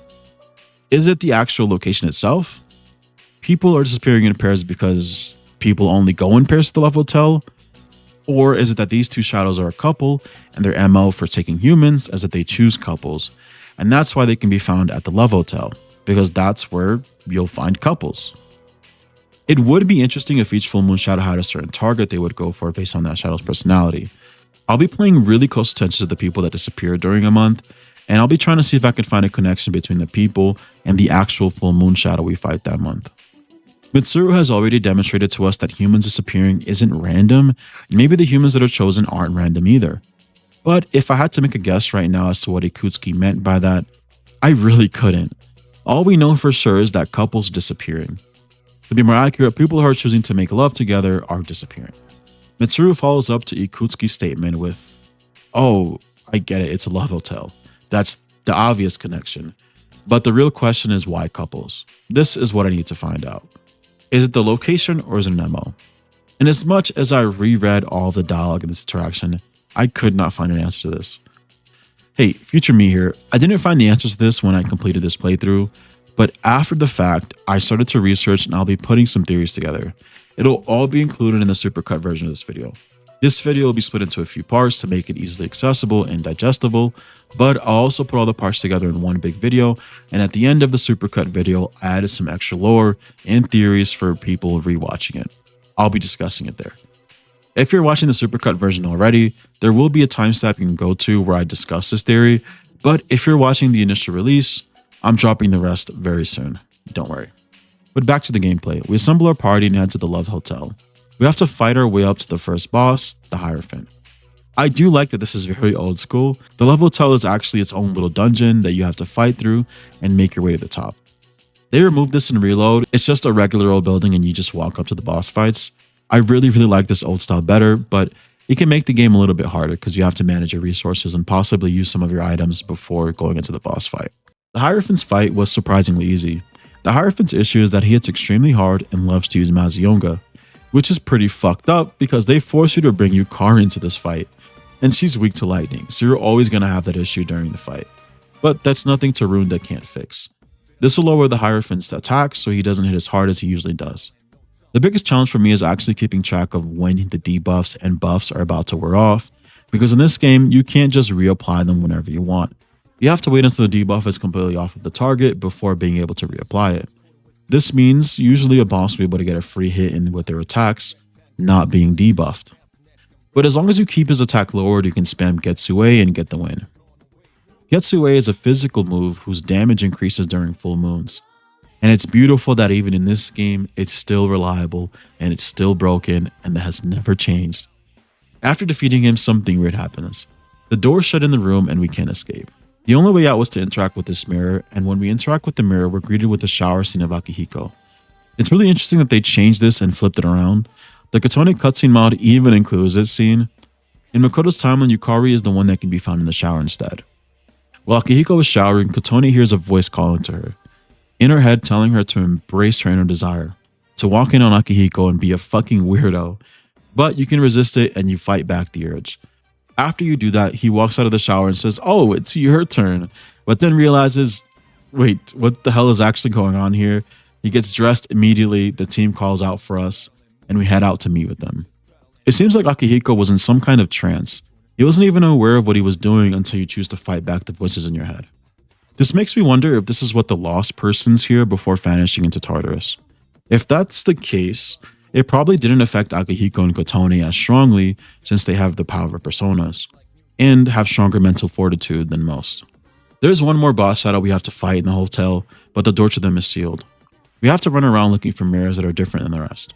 Some of the mirrors don't have reflections, and when we destroy them all, we open the seal to the following room. Fun fact about mirrors, about mirrors in video games, reflections used to be hard to recreate in the game world, so most of the time they're not actual reflections. A mirror was just the game world rendered twice. This can only be done on a flat plane to give the illusion of it being a mirror, so you're not seeing a reflection of Kotone here, instead you're just seeing Kotone twice.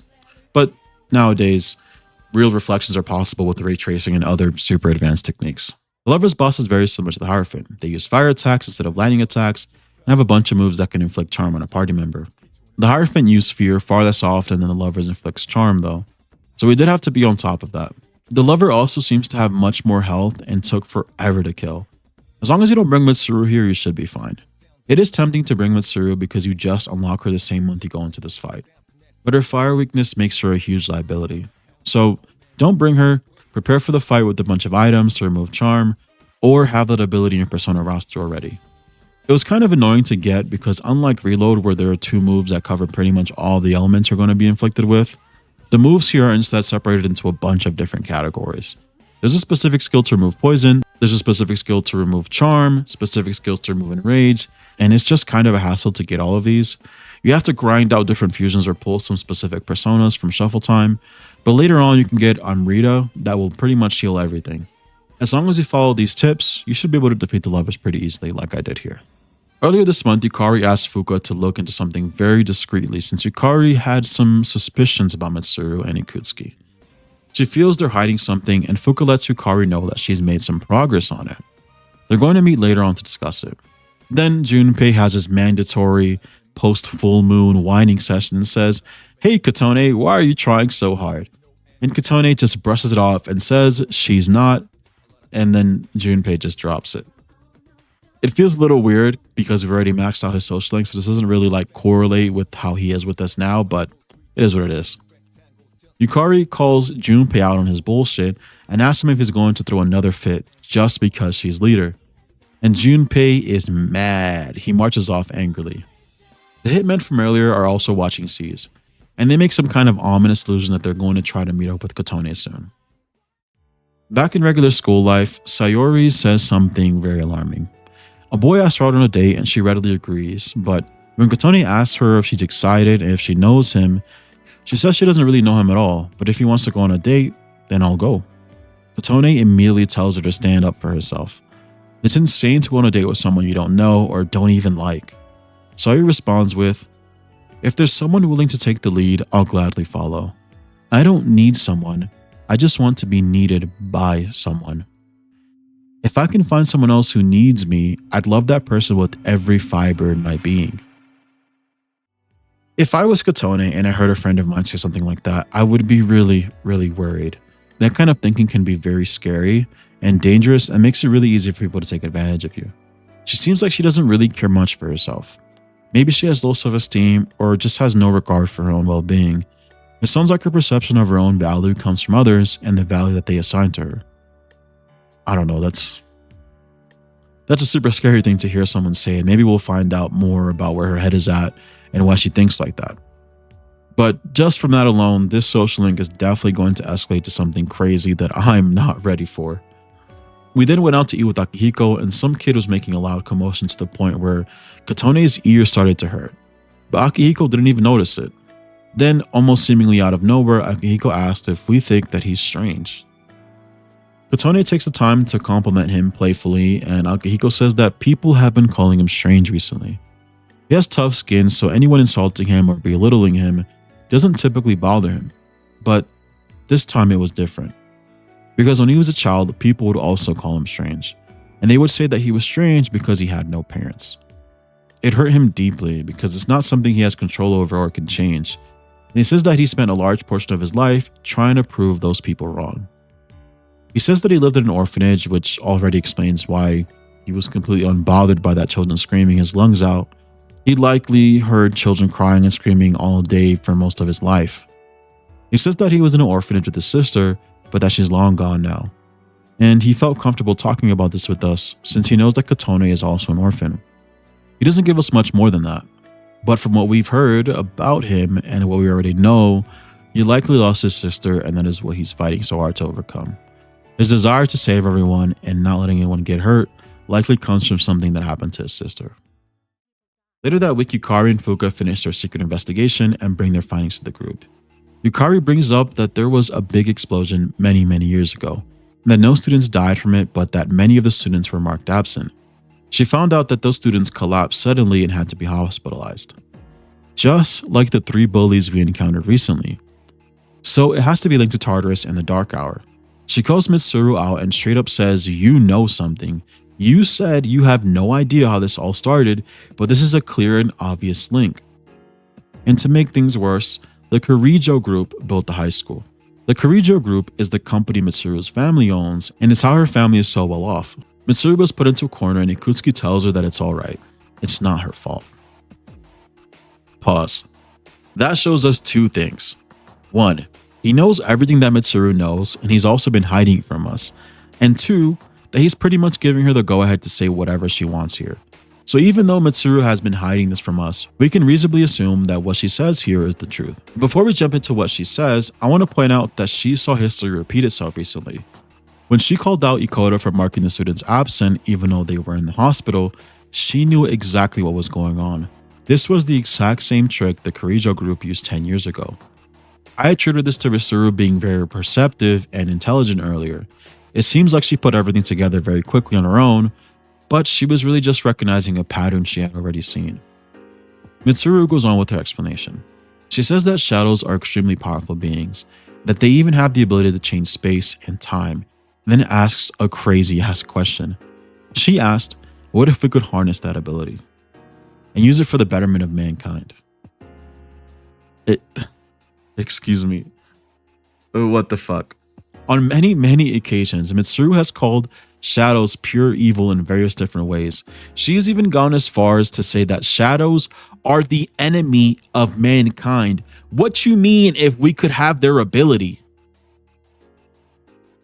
Her grandfather sought out to do just that 14 years ago.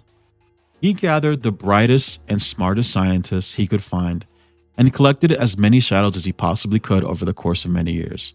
But 10 years ago, they lost control of the shadows. They gathered such a high concentration of shadows in one place that the world was altered forever. What we know as the explosion was actually the creation of Tartarus and the Dark Hour. All the shadows they gathered amassed into one giant shadow, then dispersed into 12 smaller but still big shadows. These are the boss shadows that we fight every full moon. Mitsuru ends her explanation here, but Yukari knows she's still hiding something and asks a very important question. Why the fuck is Tartarus at our high school? She immediately makes the connection that they were conducting the experiments at Gekugan High the entire time. It's insane. It's actually so cooked. Kids go to school here. This also kind of makes me wonder if the reason only high school students have the power of personas is because Tartarus was created at the same high school they go to. It would make sense, It just doesn't make sense in every other Persona game, but maybe they just kind of decided to keep the trend going.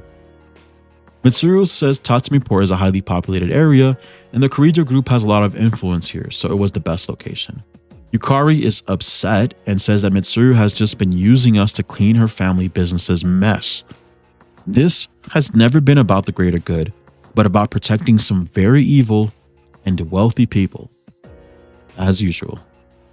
And then Akihiko just catches the meanest stray.